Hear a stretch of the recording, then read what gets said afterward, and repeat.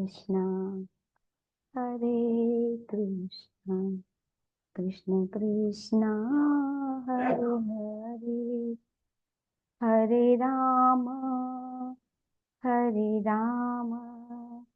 राम राम हरे हरे हरे कृष्णा कृष्ण कृष्णा हरे हरे हरे राम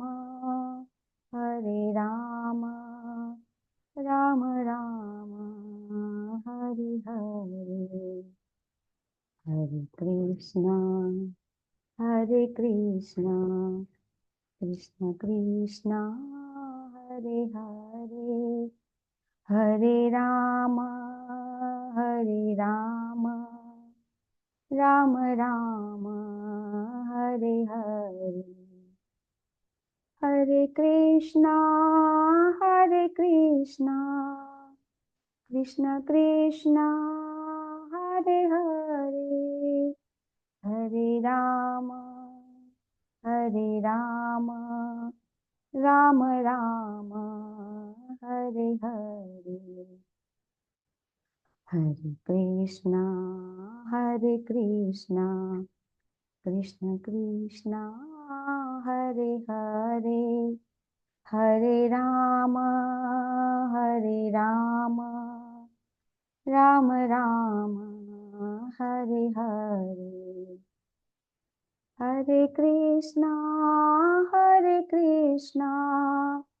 कृष्ण कृष्णा हरे हरे हरे राम राम राम हरे हरे हरे कृष्णा कृष्ण कृष्णा हरे हरे हरे राम राम राम हरे हरे हरे कृष्णा। श्री राधा गोविंद की जय।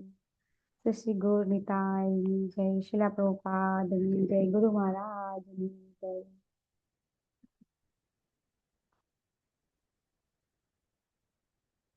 मंगलाचरण ले लेसु। हरे कृष्ण।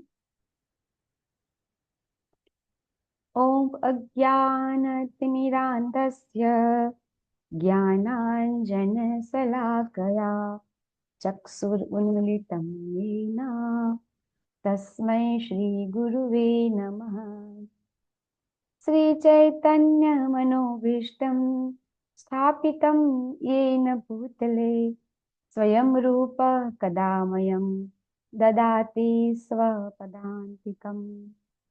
वन्देऽहं श्रीगुरु श्रीयुतपदकमलं श्रीगुरून् वैष्णवांश्च श्रीरूपं साग्रजातं सहगणरघुनाथान्वितं तं सजीवं साद्वैतं सावधूतं परिजनसहितं श्रीकृष्ण चैतन्यदेवं श्रीराधा कृष्ण पादान् सहगणललिता श्रीशाखान्वितांश्च। हे कृष्ण करुणा सिंधु दीनबंधु जगतपते गोपेश गोपिका कांत राधा कांत नमोस्तुते। तप्त कांचन गौरांगी श्री राधे वृंदावनेश्वरी वृषभानुसुते देवी प्रणमामि हरिप्रिये। वाञ्छाकल्पतरुभ्यश्च कृपा सिन्धुभ्य एव च पतितानां पावनेभ्यो वैष्णवेभ्यो नमो नमः। अनंत अनंत कोटि वैष्णववृंदनी जय। जगत गुरु श्रील प्रभुपादनी जय। गुरु महाराज की जय। नमो ओम विष्णुपादाय कृष्णप्रेष्ठाय भूतले श्रीमते भक्ति वेदांत स्वामिनिति नामिने। नमस्ते सरस्वती देवे गौरवाणी प्रचारिणे निर्विशेष शून्यवादी पाश्चात्य देशतारिणे। जय श्री कृष्ण चैतन्य प्रभु नित्यानंद શ્રી અદ્વૈત ગદાધર શ્રીવાસાદિ ગૌર ભક્તવૃંદ. બધા સાથે બોલીશું આપણે. હરે કૃષ્ણ હરે હરે કૃષ્ણ કૃષ્ણ હરે હરે હરે કૃષ્ણ હરે કૃષ્ણ હરે હરે હરે રામ હરે હરે રામ રામ રામ રામ હરે હરે હરે. હરે હરે કૃષ્ણ માતાજી. હરે કૃષ્ણ દંડવત પ્રણામ. હરે કૃષ્ણ હરે માતાજી, કૃષ્ણ દંડવત પ્રણામ. કૃષ્ણ દંડવત પ્રણામ. ભાગવતમનો ક્લાસ પૂરો થયો પ્રભુજી? જસ્ટ હવે ભાગવતમ પતશે પછી બધા અહીંયા આવશે. આજે આપણે ભગવદ ગીતા અધ્યાય 13 પ્રકૃતિ, પુરુષ અને ચેતના. તો ભગવદ ગીતાની અંદર આપણે 5 વિષય લેતા હોઈએ છીએ, બરાબર ને? તો એ 5 વિષયમાં છે, સૌથી પહેલું આવે છે ભગવાન, પછી જીવ, પ્રકૃતિ, કાળ અને કર્મ. તો કર્મ વિશે આપણે ઓલમોસ્ટ બધું જોઈ ગયા, બરાબર? કર્મ વિશે આપણે જોયા. પછી કાળ, કાળ વિશે પણ આપણે જોઈ ગયા. કાળ વિશે કયા અધ્યાયમાં જોઈ ગયા આપણે? સમયની સ્લાઇડ લીધી હતી આપણે, બરાબર? જેમાં આપણે સમય બતાવે છે, આપણો ભગવદ ગીતાનો ઇતિહાસ બતાવે છે. પછી બ્રહ્માજીનું આયુષ્ય જોઈએ છીએ આપણે. કયા કયા અધ્યાયમાં જોઈએ છીએ? કોઈને કઈ યાદ આવે છે? આપણે વિષય છે તો વિષય કયા કયા આપણે અધ્યાયમાં ભણીએ છીએ? કર્મયોગમાં તો કર્મ, બરાબર છે, તો યાદ છે. પછી કાળ એટલે કે સમય, તો એના આપણે કયા અધ્યાયમાં ભણીએ છીએ? ચોથા ભક્તિ યોગ. અધ્યાયમાં. ચોથા અધ્યાયમાં. ચોથા અધ્યાયમાં આપણે ગીતાનો ઇતિહાસ થતા હોય છે ને, બરાબર? પછી 8મા અધ્યાયમાં આપણે બ્રહ્માજીનું આયુષ્ય, બરાબર ને? આપણે બધા ગોલોકા ચાર્ટ ભણીએ છીએ 8મા અધ્યાયમાં, ભણીએ છીએ ને? તો એમાં આપણે સમજીએ છીએ આપણે સમય વિશે. પછી પ્રકૃતિ, એ આપણે આજે ભણવાના છે, બરાબર? અને જીવ અને ભગવાન વિશે આપણે ઓલમોસ્ટ પહેલા અધ્યાયથી 18મા અધ્યાય આપણે ભણીએ છીએ. તો હવે આપણને બધાને ખબર છે કે 1 થી 6 અધ્યાય કયા હતા? કર્મયોગના, બરાબર? પછી 7 થી 12 અધ્યાય હતા આપણા કયા હતા? 7 થી 12 અધ્યાય ભક્તિ યોગ. ભક્તિ યોગ, જે તમે ભક્તિ બધાએ યોગ. ગઈકાલે પૂરી કર્યું, બરાબર? અને હવે આપણે જ્ઞાન યોગ તરફ પ્રયાણ કરીએ છીએ, બરાબર? તો આમ જોવા જઈએ આપણે તો ભગવદ ગીતાની અંદર 1 થી 6 માં કર્મયોગ, 7 થી 12 માં ભક્તિ યોગ અને 13 થી 18 માં જ્ઞાન યોગ. તો રિવિઝન કરતા પહેલા, ના, પ્રશ્ન કરતા પહેલા રિવિઝન કરી લઈએ, બરાબર? પછી આપણે પ્રશ્ન કરીશું. તો પ્રથમ 6 અધ્યાયમાં ખરેખર આપણે શું સમજવાનું હતું કર્મયોગ દ્વારા? કર્મયોગ દ્વારા આપણને ભગવાન શું સમજાવે છે પ્રથમ 6 અધ્યાયમાં? કર્મયોગ ખૂબ આપણને ભગવાને સૌથી પહેલા કર્મયોગ આપ્યો છે, બરાબર? એટલે એનું કારણ કે કર્મયોગ ખરેખર ઇમ્પોર્ટન્ટ તો છે જ, કે ભગવાન સૌથી પહેલા કર્મયોગ આપે છે. સૌથી પહેલા કર્મયોગ કેમ આપે છે? મેં લાસ્ટ ક્લાસમાં ચર્ચા કરી હતી, કદાચ તમને કોઈને યાદ હોય તો, કે કર્મયોગ શા માટે સૌથી પહેલા કરવાની છે? તો ભક્તિ, બરાબર? તો સૌથી પહેલા કર્મયોગ ભગવાને શા માટે આપ્યો? મેં તમને પ્રશ્ન કર્યો હતો અને જવાબ પણ મેં જ આપ્યો હતો. કોઈને યાદ છે કે સૌથી પહેલા કર્મયોગ કેમ આપ્યો આપણને ભગવાને? કોઈને કઈ યાદ હોય તો કદાચ. કર્મ કર્મ અને ધ્યાન, કર્મ એ ધ્યાનનો આધાર છે. એટલે અહીં આત્મજ્ઞાન નિયંત્રિત કરવામાં આવે છે. એટલે યસ. અર્જુન વિષાદ યોગમાં કહે છે કે જીવનમાં સંકટ આવે, ગૂંચવણ આવે ત્યારે આપણે સમસ્યાથી પ્રશ્નોને દૂર કરી શકાય છે. અને બીજું સાંખ્ય યોગમાં આપણે હું શરીર નથી આત્મા છું, એના દ્વારા આપણે સ્થિર બુદ્ધિ અને સમભાવ રાખવો એ શીખી ગયા. યસ. પછી કર્મયોગમાં આપણે નિષ્કામ કર્મ કરવું, ભગવાન માટે કર્મ કરવું, એમ કામ છોડવું અને પવિત્ર બનવું. હા. પછી ચોથા અધ્યાયમાં જ્ઞાન કર્મ સંન્યાસ યોગમાં ભગવાન સમયાંતરે અવતાર લે છે અને ગુરુ પરંપરાથી જ્ઞાન લેવું જોઈએ. અને દેવી જ્ઞાન જીવન બદલાવી દે છે. પછી 5મા અધ્યાયમાં કર્મ સંન્યાસ યોગ, એમાં સાચો સંન્યાસી એટલે મનથી ફળ ત્યાગ એ કહે છે. આંતરિક ત્યાગ જ મુખ્ય છે. અને 6થો અધ્યાય ધ્યાન યોગ, જે મનને નિયંત્રિત કેમ કરવું તે શીખડાવે છે. અને યોગી બધાથી શ્રેષ્ઠ છે અને ભક્ત યોગી સર્વોત્તમ છે. એટલે બહુ સરસ. નિયમિત અભ્યાસ અને ભક્તિથી મન શાંત થાય છે. હરે કૃષ્ણ. હા, એટલે એનો અર્થ શું થયો માતાજી? કે કર્મ છે ને એ આપણા હાથમાં છે. જો ભગવદ ગીતાના આપણે 5 વિષય છે, બરાબર? આપણે ચર્ચા કરી તો એ 5 વિષયની અંદર કર્મ છે ને, એ કર્મ એક જ આપણા હાથમાં છે કે જેના દ્વારા આપણે જે કરવું એ કરી શકીએ છીએ. બરાબર? કર્મ દ્વારા ભગવાન તરફ ને કર્મ દ્વારા આપણે ભૌતિક જગતમાં જેમ કરવું હોય એ આપણા હાથમાં છે. એ છે એ કર્મ. બરાબર? એટલે ભગવાને સૌથી પહેલા આપણને કર્મયોગ આપ્યો. ભગવદ્ ગીતાની અંદર ભગવાન ક્યાંય એમ નથી કીધું કે આજે હું પહેલો અધ્યાય બોલું છું, બીજો અધ્યાય, એ આપણને ખબર છે. દરેક અધ્યાયનું કનેક્શન છે બીજા અધ્યાય સાથે. એ માતાજી આપણને કર્મયોગના બહુ સરસ સમજાવ્યું કે કેવી રીતે સૌથી પહેલા અર્જુનજી છે પ્રશ્ન કરે છે, વિષાદમાં મુકાય છે, બીજા અધ્યાયમાં ભગવાન જવાબ આપે છે. બરાબર છે? ભગવાન બીજા અધ્યાયમાં બધું જ જ્ઞાન આપે છે, અર્જુનજી મૂંઝાઈ જાય છે. ત્રીજો અધ્યાય આવે છે, ત્રીજા અધ્યાયમાં અર્જુનજીને પ્રશ્ન થાય છે, ભગવાન એવું શું કામ થાય છે કે પાપ નથી કરવું તોય થઈ જાય છે? તો ભગવાન જ્ઞાન આપે છે, દિવ્ય જ્ઞાન આપે છે. પછી પાછો પ્રશ્ન અધૂરા હતા કર્મના, પાછો કર્મ સંન્યાસ યોગ આવે છે. બરાબર? કે ખરેખર કર્મ, ત્રીજા અધ્યાયમાં તો કર્મ કીધું, પણ ખરેખર કેવું કર્મ? તો કે નિષ્કામ કર્મ. અને એ નિષ્કામ કર્મ પણ કેવું? કે ભગવાનને વચ્ચે રાખીને. તો એ નિષ્કામ કર્મ વિશે આપણને ભગવાન સમજાવ્યું. બરાબર છે? અને પછી આપણે 6થા અધ્યાયમાં ભગવાને આપણને ધ્યાન યોગ આપ્યો. અને 7મા અધ્યાયથી 12મા અધ્યાય સુધી આપણે પ્યોર ભક્તિ યોગ. બરાબર? કે આપણે ખરેખર શું કરવાનું છે? તો પહેલા 6 અધ્યાયની અંદર આપણે આ જીવ છે એ કેવી કર્મ કરે, કેવી સ્થિતિ ઉત્પન્ન કરે કે જેથી પરમેશ્વરને સમજી શકાય. બરાબર? એના માટેના પહેલા આપણે 6 અધ્યાય હતા. વચ્ચેના 6 અધ્યાયમાં આ જે જીવ છે અને આ પરમેશ્વર છે એ વચ્ચેનો સંબંધ કેવી રીતે પ્રસ્થાપિત કરી શકાય એના માટેના છે. બરાબર? અને હવે 13 થી 18 અધ્યાય છે એ જ્ઞાનની પૂર્ણતા, ખરેખર ભક્તિ યોગ છે એના વિશે છે. તો આપણને 7 થી 12 અધ્યાયમાં ખબર તો પડી ગઈ, આપણે લેવલ 1 માં પણ ચર્ચા કરતા હોઈએ છીએ કે ખબર તો પડી ગઈ કે કરવાની છે પણ ભક્તિ. બરાબર છે? તો આપણને ભગવાન હવે જ્ઞાન શા માટે આપે છે?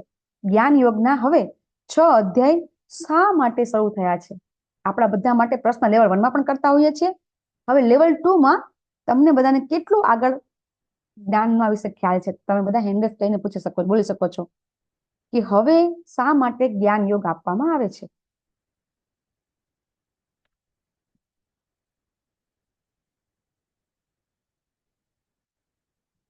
તમારા બધાને લેવલ 2 માં છો તો ચોક્કસથી આ પ્રશ્ન જવાબ તમને આવડવો જ જોઈએ કે ભગવાન હવે શા માટે જ્ઞાન આપે છે? ભક્તિ કરવાની છે. બરાબર છે? અને એ કરવાનું જ્ઞાન ભગવાને આપણને આપી દીધું. તો હવે શા માટે આપણને જ્ઞાન પ્રાપ્ત કરવાની જરૂર છે? પ્રશ્ન છે આપણા બધા માટે. યોગ્ય રીતે ભક્તિ થાય એટલે. યસ, યોગ્ય રીતે પરફેક્ટ ભક્તિ થાય. રીતે. યસ, સાચી વાત છે અંકિતા માતાજી, અંકિતા ભટ્ટ, સાચી વાત છે. યસ, કલા માતાજી બોલો. કલા બાવટ માતાજી, તમે લેવલ 2 કરી નાખેલું છે. શશી માતાજી બોલો.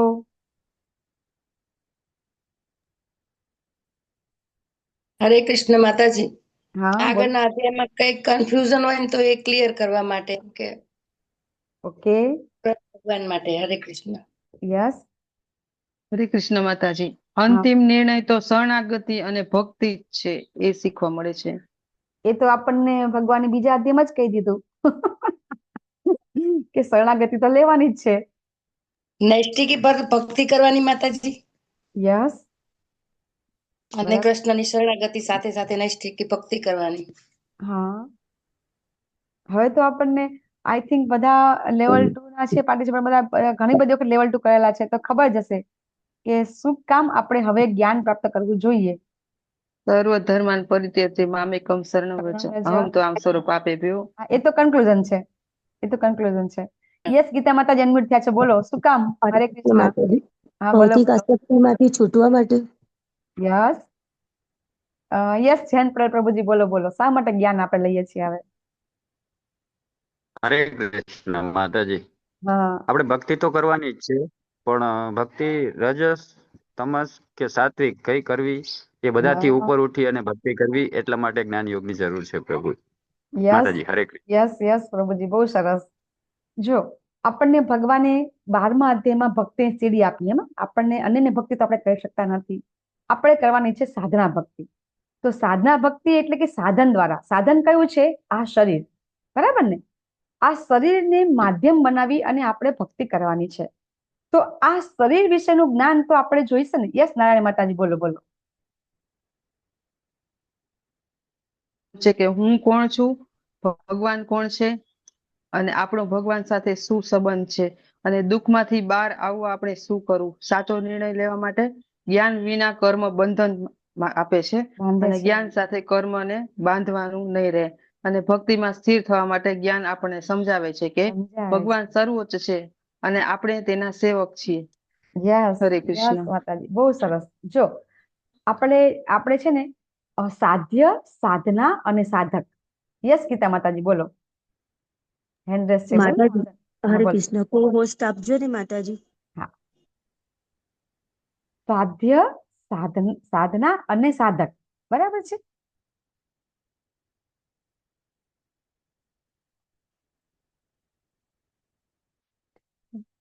તમે હેન્ડ રેસ કર્યો છે? હેન્ડ રેસ કરો માતાજી હવે.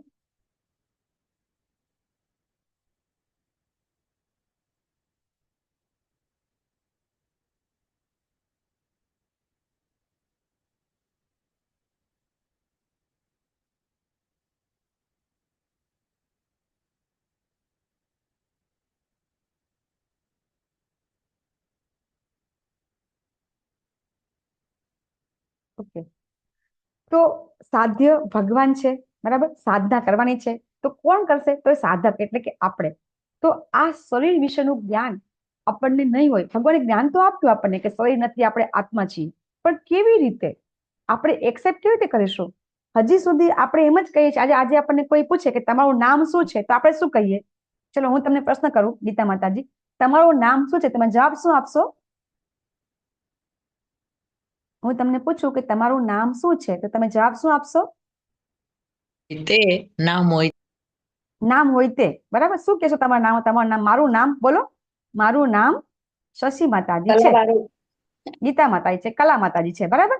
તો હમ. ખરેખર હા, મારું નામ એટલે આ મારું કોણ? તો કે આ શરીર કે આત્મા? ચલો, આ તમે નામ બોલ્યા તો નામ કોનું થયું? આ શરીરનું થયું કે આત્માનું થયું? શરીરનું થયું. શરીરનું. શરીરનું નામ થયું, બરાબર છે. છતાં પણ હું તમને હવે એક વસ્તુ કહું કે જ્યારે આપણો આ દેહ છૂટી જાય અને આપણું શરીર, દાખલા તરીકે મારું શરીર અહીં પડ્યું હોય, મારું મૃત્યુ થઈ ગયું હોય, મારું શરીર અહીં પડ્યું હોય, બરાબર છે, ત્યારે તમે શું કહેશો? કે ભાઈ આ આનંદપદા માતાજીનું શરીર છે. આનંદપદા Body માતા છે. જતા રહ્યા, બરાબર ને? બોડી છે. હા. હા. ત્યારે એમ શું થાય છે કે ખરેખર નામ તો શરીરનું છે, બરાબર, પણ આપણે શું કહીએ છીએ કે એ વ્યક્તિ તો જતી રહી. તો એનો અર્થ એમ થયો કે ખરેખર શરીરનું કોઈ નામ હતું જ નહીં, શરીરનું તો કોઈ અસ્તિત્વ જ નથી. આપણે આ દેહાત્મ ભાવમાં જીવી રહ્યા છીએ અને એનું જ્ઞાન છે એ આપણને સ્વીકારી શકતા જ નથી. આપણને ખબર છે કે આપણે બધા 12મા અધ્યાય સુધી પહોંચી ગયા, બરાબર. ઇવન તમે બધા તો લેવલ 2 વારંવાર કરી ચૂક્યા છો, તો તમને બધાને ખબર છે કે આપણે આ શરીર નથી, આત્મા છીએ, બરાબર. આમાંથી કોઈ પણ વ્યક્તિ એવી નથી કે એને ખબર નથી, છતાં પણ આપણે કેટલું સ્વીકાર કરીએ છીએ. કારણ કે એના માટેના આજે છેલ્લા 6 અધ્યાય છે એ જ્ઞાનના છે. એ જ્ઞાન પ્રાપ્ત નહીં કરીએ આપણે ત્યાં સુધી આપણને ખબર જ નહીં પડે કે આ શરીર કેવી રીતે, આપણે કહીએ છીએ કે આપણે બદ્ધ જીવ છીએ, તો બદ્ધ કેવી રીતે? જેમ જયંત પ્રભુજી કીધું કે આપણે આ 3 ગુણોથી બંધાયેલા છીએ. તો એ આપણને ખબર ક્યારે પડશે? કે 3 ગુણો વિશે આપણે ભણશું. ભગવાને બીજા અધ્યાયમાં તો કીધું આપણને, બરાબર. દાખલા તરીકે ત્રિગુણ્યા વિષયા વેદા નેસ્ત્રિગુણ્ય ભવાર્જુન, ભગવાને કીધું 3 ગુણથી ઉપર ઉઠ. પછી બીજા અધ્યાયમાં પણ ભગવાને કીધું દેહિનોસ્મિન યથા દેહે કૌમાર્યમ યૌવનમ જરા તથા દેહાંતર પ્રાપ્તિ ધીરસ્તત્ર મુયતિ. ત્યારે ભગવાન સમજાવે છે કે આ દેહ છે, દેહના તો અનેક પરિવર્તન થાય છે. તો એ પરિવર્તન થાય છે એ દેહના થાય છે, આત્માના થતા નથી. આત્મા ક્યારે મોટો નાનો જન્મ? આત્મા પણ ભગવાનની જેમ સત ચિત્ત આનંદમય છે. આ આપણને સમજવું બહુ જરૂરી છે. અને છતાં પણ આ જીવ, આ આનંદમય જીવ છે, સત જીવ છે, ચિત્ત જીવ, ચિત્તમય, આનંદમય, જ્ઞાનમય છે, તો પ્રેમ આવી રીતે ફસાયા કરે છે? શા માટે દુઃખ પ્રાપ્ત કર્યા કરે છે? આ બધું જ્ઞાન છે એ આપણને જો અહીં મળે તો જ આપણે પછી આપણે જ્ઞાનની પૂર્ણતા કેવી રીતે પ્રાપ્ત થશે આપણને. એના માટે છે આ 13 થી 18 અધ્યાય કે જેના દ્વારા આપણે. અને બીજું કે ઘણી વખત સહજિયા ભક્તિ પણ બધા કરતા હોય છે, બરાબર? એ આપણે જોઈએ છીએ સમાજની અંદર કેટલું બધું ભક્તિની પાખંડ, જેને કહેવાય દંભ, ભક્તિ કરવાનો દંભ સૌથી વધારે આપણે એમ કહીએ છીએ ગુજરાતની અંદર છે, બરાબર? તમે જોજો કે ઠેર ઠેર સત્સંગ, ભજન મંડળી કેટલી બધી હોય છે, બરાબર? હું તો એમ કહું છું કે ગલીએ ગલીએ, શેરીએ શેરીએ ભજન મંડળી થતી હોય છે. તો ખરેખર ભક્તિ આ છે. તો એ આપણે અહીંયા 13 થી 18 અધ્યાયમાં આપણને સમજવાનું છે કે સાચી ભક્તિ કોને કરવાની કહેવાય, બરાબર?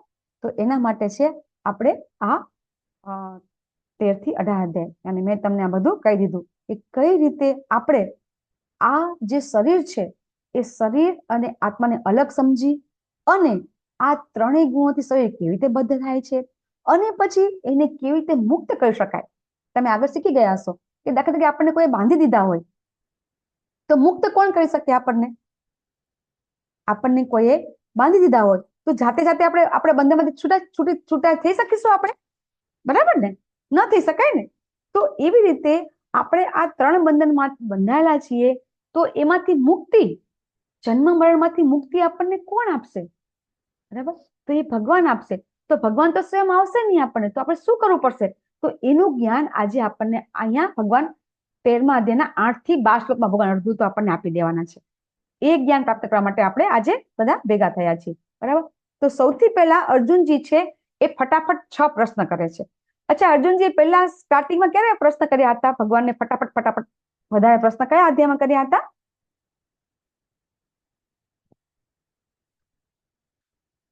જો ભગવદ ગીતા છે કન્ટિન્યુઅસ પ્રશ્ન જવાબ ભરેલી છે, એ આપણને બધાને ખબર છે, બરાબર છે? તો અર્જુનજી આગળ પણ પ્રશ્ન ખૂબ કરેલા છે. અર્જુનજીએ કયા અધ્યાયમાં બધા પ્રશ્ન કર્યા હતા અર્જુનજીએ? તમને કહી દઉં. બ્રહ્મ શું છે, આત્મા શું છે, સકામ કર્મ શું છે, કયા અધ્યાયમાં પૂછ્યું હતું? કઈ યાદ રહેતું નથી માતાજી. લેવલ 2 માં તો બધાને યાદ જ રહેવું જોઈએ. હવે તો આ બધું કંઠસ્થ થઈ જવું જોઈએ. 8 પ્રશ્નો પૂછ્યા હતા ને? હા, 8 પ્રશ્નો. યસ, 8 પ્રશ્નો. કયા અધ્યાયમાં? પાંચમો હતો. એ આઠમો અધ્યાય. 8મા અધ્યાયમાં 8 પ્રશ્ન ભગવાનને પૂછે છે અર્જુનજી, બરાબર? તો એમાં અર્જુનજી પ્રશ્ન પૂછે છે, ભગવાન એ પ્રમાણે જવાબ આપે છે. હવે આજના અધ્યાયમાં અર્જુનજી 6 પ્રશ્ન કરે છે. પ્રકૃતિ શું છે, પુરુષ શું છે, ક્ષેત્ર શું છે, ક્ષેત્રજ્ઞ શું છે, જ્ઞાનમ અને જ્ઞેયમ, બરાબર? તો આ પ્રશ્ન જવાબ ભગવાન આપે છે, પણ અહીંયા ભગવાન છે ને અર્જુનજી પ્રશ્ન જે કરે છે એ પ્રમાણે આપતા નથી. એ આજે આપણે સમજવાનું છે કે અર્જુનજી પહેલો પ્રશ્ન કરે છે, પ્રકૃતિ વિશે પૂછે છે. આપણે પ્રશ્ન લઈ લઈએ, બરાબર? અર્જુનજી શું કે છે કે પ્રકૃતિ શું છે, પુરુષ શું છે, ક્ષેત્ર શું છે, ક્ષેત્રજ્ઞ શું છે, ક્ષેત્રનો જ્ઞાતા, જ્ઞાન શું છે અને જ્ઞેય, બરાબર? જો આ આટલા પ્રશ્ન છે, 6 પ્રશ્ન છે, બરાબર? તો 6 પ્રશ્નના ભગવાન શું કરે છે કે સૌથી પહેલા છે ને ભગવાન શું જવાબ આપે છે? ક્ષેત્ર અને ક્ષેત્રજ્ઞ જવાબ આપે છે. પહેલો પ્રશ્ન કયો હતો? પ્રકૃતિ. બીજો પુરુષનો હતો. હવે અહીંયા તમે જોશો કે ક્ષેત્ર અને ક્ષેત્રજ્ઞ જવાબ ભગવાન 2 અને 3 શ્લોકમાં આપે છે. પછી જ્ઞાન અને જ્ઞેયના 19 સુધી, અને પ્રકૃતિ અને પુરુષ ભગવાન 20મા શ્લોકથી ચાલુ કરે છે. તો આવું કેમ? આચાર્ય, તમે લેવલ 2 માં છો એટલે તમને પ્રશ્ન કરું છું, નહીં તો લેવલ 1 માં હોય તમે પ્રશ્ન નથી કરતા. લેવલ 2 માં છીએ ને એટલે પ્રશ્ન કરવા જરૂરી છે. તો ભગવાન અર્જુનજી જો આગળ જે 8 પ્રશ્ન કર્યા હતા ને, તો ભગવાને જેવી રીતે અર્જુનજી પૂછે છે કે બ્રહ્મ શું છે, તો ભગવાન પેલા બ્રહ્મનો જવાબ આપે છે, બરાબર? પછી અર્જુનજી પૂછે છે આત્મા શું છે, તો ભગવાન કહે છે આત્મા છે, અધ્યાત્મ છે, એ કે છે. તો એવી રીતે અર્જુનજીના જેવા પ્રશ્ન છે સિક્વન્સમાં, ક્રમ પ્રમાણે ભગવાન જવાબ આપે છે. અહીંયા ભગવાન એવું કરતા નથી. ચલો, તમારા બધા માટે પ્રશ્ન છે. લેવલ 2 વારંવાર કર્યા હશે એને જ ખબર હશે. એટલે જ વારંવાર લેવલ 1 લેવલ 2 કરવાના છે. અહીંયા ભગવાન છે એક શા માટે આ પ્રશ્નના જવાબ અર્જુનજી કે છે એ પ્રમાણે નથી આપતા? જેવું આવડે એવું, કોઈ ચિંતા નહીં કરો. આપણે કઈ અહીંયા આપણને કોઈ ગોળી નથી દઈ દેવાનું. જેવું આવડે એવો જવાબ દો. કે ભગવાન પ્રશ્નના જવાબ કેવી રીતે આપે છે, સિક્વન્સમાં કેમ નથી આપતા જવાબ? જેવું આવડે એવું, કઈ ચિંતા ન કરો. હરે કૃષ્ણ માતાજી. હા, પહેલા આપણને ખબર પડે કે એટલે ક્ષેત્રજ્ઞ એટલે પોતાના અને ભગવાનના વિશે આપણને ઈ પહેલા ભગવાન સમજાવે છે કે પછી જે ક્વેશ્ચન છે પ્રકૃતિ અને પ્રકૃતિના ગુણ એટલે કહેવાય કે પહેલા આપણને મેઇન પાર્ટ જ ખબર નહીં હોય ને પછી એના સબ પાર્ટ ને કેવી રીતે સમજી શકીએ. યા સરસ માતાજી, લો તમે ભલે 2-3 વખત કહ્યું છે લેવલ 2, પણ તો તમને સરસ ખબર છે. એકદમ પરફેક્ટ માતાજી, સાચું છે કે આપણને પ્રકૃતિ અને ભગવાન, પ્રકૃતિ એટલે આ ભૌતિક પ્રકૃતિ અને પુરુષ એટલે કોણ, બરાબર? તો કે પુરુષ તો એક જ છે, બરાબર? આપણે વારંવાર સ્ટોરી લેતા હોય છે કે પુરુષ કેમ એક જ છે, ગમે એટલા આ મેલ પર્સન હોય, બરાબર, છતાં પણ પુરુષ તો ભગવાન એક જ છે. તો પુરુષ એટલે કોણ? તો આપણે ભોગતા કહીએ છીએ, બરાબર? તો ભોગતા ફક્ત ભગવાન એક જ છે. તો આ સમજવું હોય એના પહેલા જ્ઞાન, શરીર, બરાબર, આ શરીરના જાણકાર, પછી આત્મા, પરમાત્મા, પછી જ્ઞાન, જ્ઞેય, આ સમજ્યા હશું ને તો આપણને પ્રકૃતિ અને પુરુષ વિશે ખબર પડશે. આ ભૌતિક પ્રકૃતિ છે એ સમજવી ખૂબ એટલે ખૂબ કઠિન છે. આ ભૌતિક પ્રકૃતિ ભગવાન કેવી રીતે બનાવે છે એ આપણે સમજવું ખૂબ અઘરું છે. તમે 14મા અધ્યાયમાં પણ તમને સમજવામાં આવશે. આપણે ભાગવતમ ક્લાસ લેતા હશો તમને બધાને ભાગવતમ વિશે ખબર હશે કે કેટલું અઘરું છે કે આ વિશ્વની રચના કેવી રીતે થાય છે. તો એ જાણવું ખૂબ અઘરું છે, બરાબર? તો એના પહેલા થોડું જ્ઞાન શરીર વિશે, આત્મા વિશે આપણને જ્ઞાન જરૂરી છે. એટલા માટે ભગવાન છે પહેલા અર્જુનને કે તું મને પહેલા 2 પ્રશ્ન કર, પણ હું તો તને પહેલેથી તને સમજાવીશ, બરાબર, કે જ્યાંથી તને ખબર પડે. તો પ્રકૃતિ એટલે તમે સમજી ગયા. જો આપણે શોર્ટમાં તમે આની સ્ક્રીનશોટ પણ લઈ શકો છો. તમને વારંવાર પૂછવામાં આવશે પ્રકૃતિ એટલે કોણ, તો કે ભૌતિક પ્રકૃતિ. પુરુષ કોણ, તો કે ભોગતા, આનંદ માણનાર. ક્ષેત્ર, તો કે આ શરીર. ક્ષેત્રજ્ઞ એટલે કે શરીરનો જાણકાર. તો શરીરના જાણકાર કોણ છે, તો કે આત્મા અને પરમાત્મા બંને. જ્ઞાન, તો કે આ ક્ષેત્ર અને ક્ષેત્રને જાણે એને જ્ઞાન કહેવાય, અને જ્ઞાનનું લક્ષ્ય એને કહેવાય જ્ઞેય. તો આ પ્રશ્નના જવાબ આપણને આજે લેશું, બરાબર? આપણે આ ચર્ચા કરી નાખી કે કઈ રીતે આપણે રહીએ છીએ, બરાબર છે? તો ભગવદ ગીતાની અંદર આપણને ભગવાન સમજાવે છે. સૌથી પહેલા તો ભગવાન જવાબ આપે છે. શું જવાબ આપે છે? કે આ શરીર છે ને એ ક્ષેત્ર કહેવાય છે, અને આ ક્ષેત્રનો જાણકાર છે તે ક્ષેત્રજ્ઞ કહેવાય છે. હવે અત્યાર સુધી તો તમે બધા સમજ્યા. પહેલા અધ્યાયથી 12મા અધ્યાય સુધી સિક્વન્સલી બધું એકદમ સરસ. તમને જેને કહેવાય ને કે કોઈ એવું નહીં કે ખબર નહીં પડે, કે લગભગ જેમ જેમ તમે આગળ આવતા જશો ભગવદ ગીતાની અંદર, એમ ધીમે ધીમે જ્ઞાનની પરાકાષ્ઠા આવતી જાય છે. ધીરે ધીરે ભગવદ ગીતાની અંદર ગુડ રહસ્ય આવતું જાય છે, બરાબર? અને થોડું અઘરું આવતું જાય છે. એમાં હવે આ જ્ઞાનની શરૂઆત આજે મારે કરવાની થઈ છે, અને એ ચેપ્ટર છે ખૂબ, આમ કહેવાય ને કે 13મું ચેપ્ટર ખૂબ અટપટું, ટેકનિકલ, સમજવું અઘરું. કારણ કે આની અંદર કોઈ એવું નથી કે તમને કોઈ એક્ઝામ્પલ આપીને તમને સમજાવી, કોઈ વાર્તા આપીને સમજાવીએ, કોઈ સ્ટોરી નથી, બરાબર? 13મા અધ્યાયમાં કોઈ સ્ટોરી આવતી નથી. જનરલી બધા જ અધ્યાયમાં આપણે સ્ટોરીથી સમજાવતા હોઈએ છીએ, પણ આ અધ્યાયમાં એવું ક્યાંય કનેક્શન થતું નથી કે આપણે કોઈ સ્ટોરી લઈએ. તો એ રીતે આ અધ્યાયને કદાચ સમજવામાં કંટાળો આવે, ખબર ન પડે, તો ચિંતા નહીં કરવાની. વારંવાર નથી કહેતા ભગવાન શું કહે છે? ખબર ન પડે તો અભ્યાસેન યુક્તેન, કે તમે વારંવાર અભ્યાસ કરશો તો તમને ચોક્કસથી ખબર પડી જશે. તો હવે આ શરીર એને કર્મનું ક્ષેત્ર, શરીર છે એને કર્મ કરવાનું ક્ષેત્ર એટલે કર્મ ક્ષેત્ર, બરાબર? એટલે કે એ શરીરને જે આ શરીર છે એને આપણે ક્ષેત્ર કહેવામાં આવે છે, અને આ ક્ષેત્રના જાણકારને ક્ષેત્રજ્ઞ, બરાબર? સમજવું સહેલું છે ને, પણ આપણે લેવલ 1માં એક એક્ઝામ્પલ લેતા હોઈએ છીએ. કયું એક્ઝામ્પલ લેતા હોઈએ છીએ? ક્ષેત્ર અને ક્ષેત્રજ્ઞ માટે શેનું એક્ઝામ્પલ લઈએ છીએ આપણે? તમારી સામે જ છે, જો એક ખેતરનું લઈ છે એક્ઝામ. આપણે ખબર છે ને કે આપણે શું કહેતા હોઈએ છીએ કે કોઈ ખેતર હોય તો ખેતરની જાણકારી કોને હોય, તો કે ભાઈ ખેતરના માલિકને હોય. અને બીજા કોને હોય, તો કે સિટી સર્વેની ઓફિસમાં હોય. 2 વ્યક્તિને આ વસ્તુની ખબર હોય, બરાબર? આનાથી આપણે જાણતા હોઈએ છીએ કે ક્ષેત્રજ્ઞ કોને કહેવાય. તો એવી રીતે ભગવાન અહીંયા આપણને કહે છે કે હું પણ સર્વ શરીરનો જ્ઞાતા છું. આપણે શરીરનો જ્ઞાતા છીએ, બરાબર છે? આપણે પણ શરીરના જ્ઞાતા છીએ. આપણે ત્રીજા શ્લોકમાં ભગવાન શું કહે છે કે તારે જાણવું જોઈએ કે હું પણ શરીરનો જ્ઞાતા છું, બરાબર? તો આપણા શરીરને કોણ જાણી શકે છે? આપણને ભૂખ લાગે તો કોને ખબર પડે? આપણને ખબર પડે. આપણને ઊંઘ આવે તો કોને ખબર પડે? આપણને ખબર પડે, બરાબર? તો આપણા શરીરમાં આપણને કઈ વસ્તુ ભાવે છે, કઈ નથી ભાવતી, આપણને શું અનુકૂળ છે એ કોને ખબર હોય? આપણને ખબર હોય. બીજા કોને ખબર હોય છે? ભગવાનને. ભગવાન શું કહે છે કે તને જેમ ખબર છે ને તારા વસ્તુની, એમ મને પણ ખબર છે.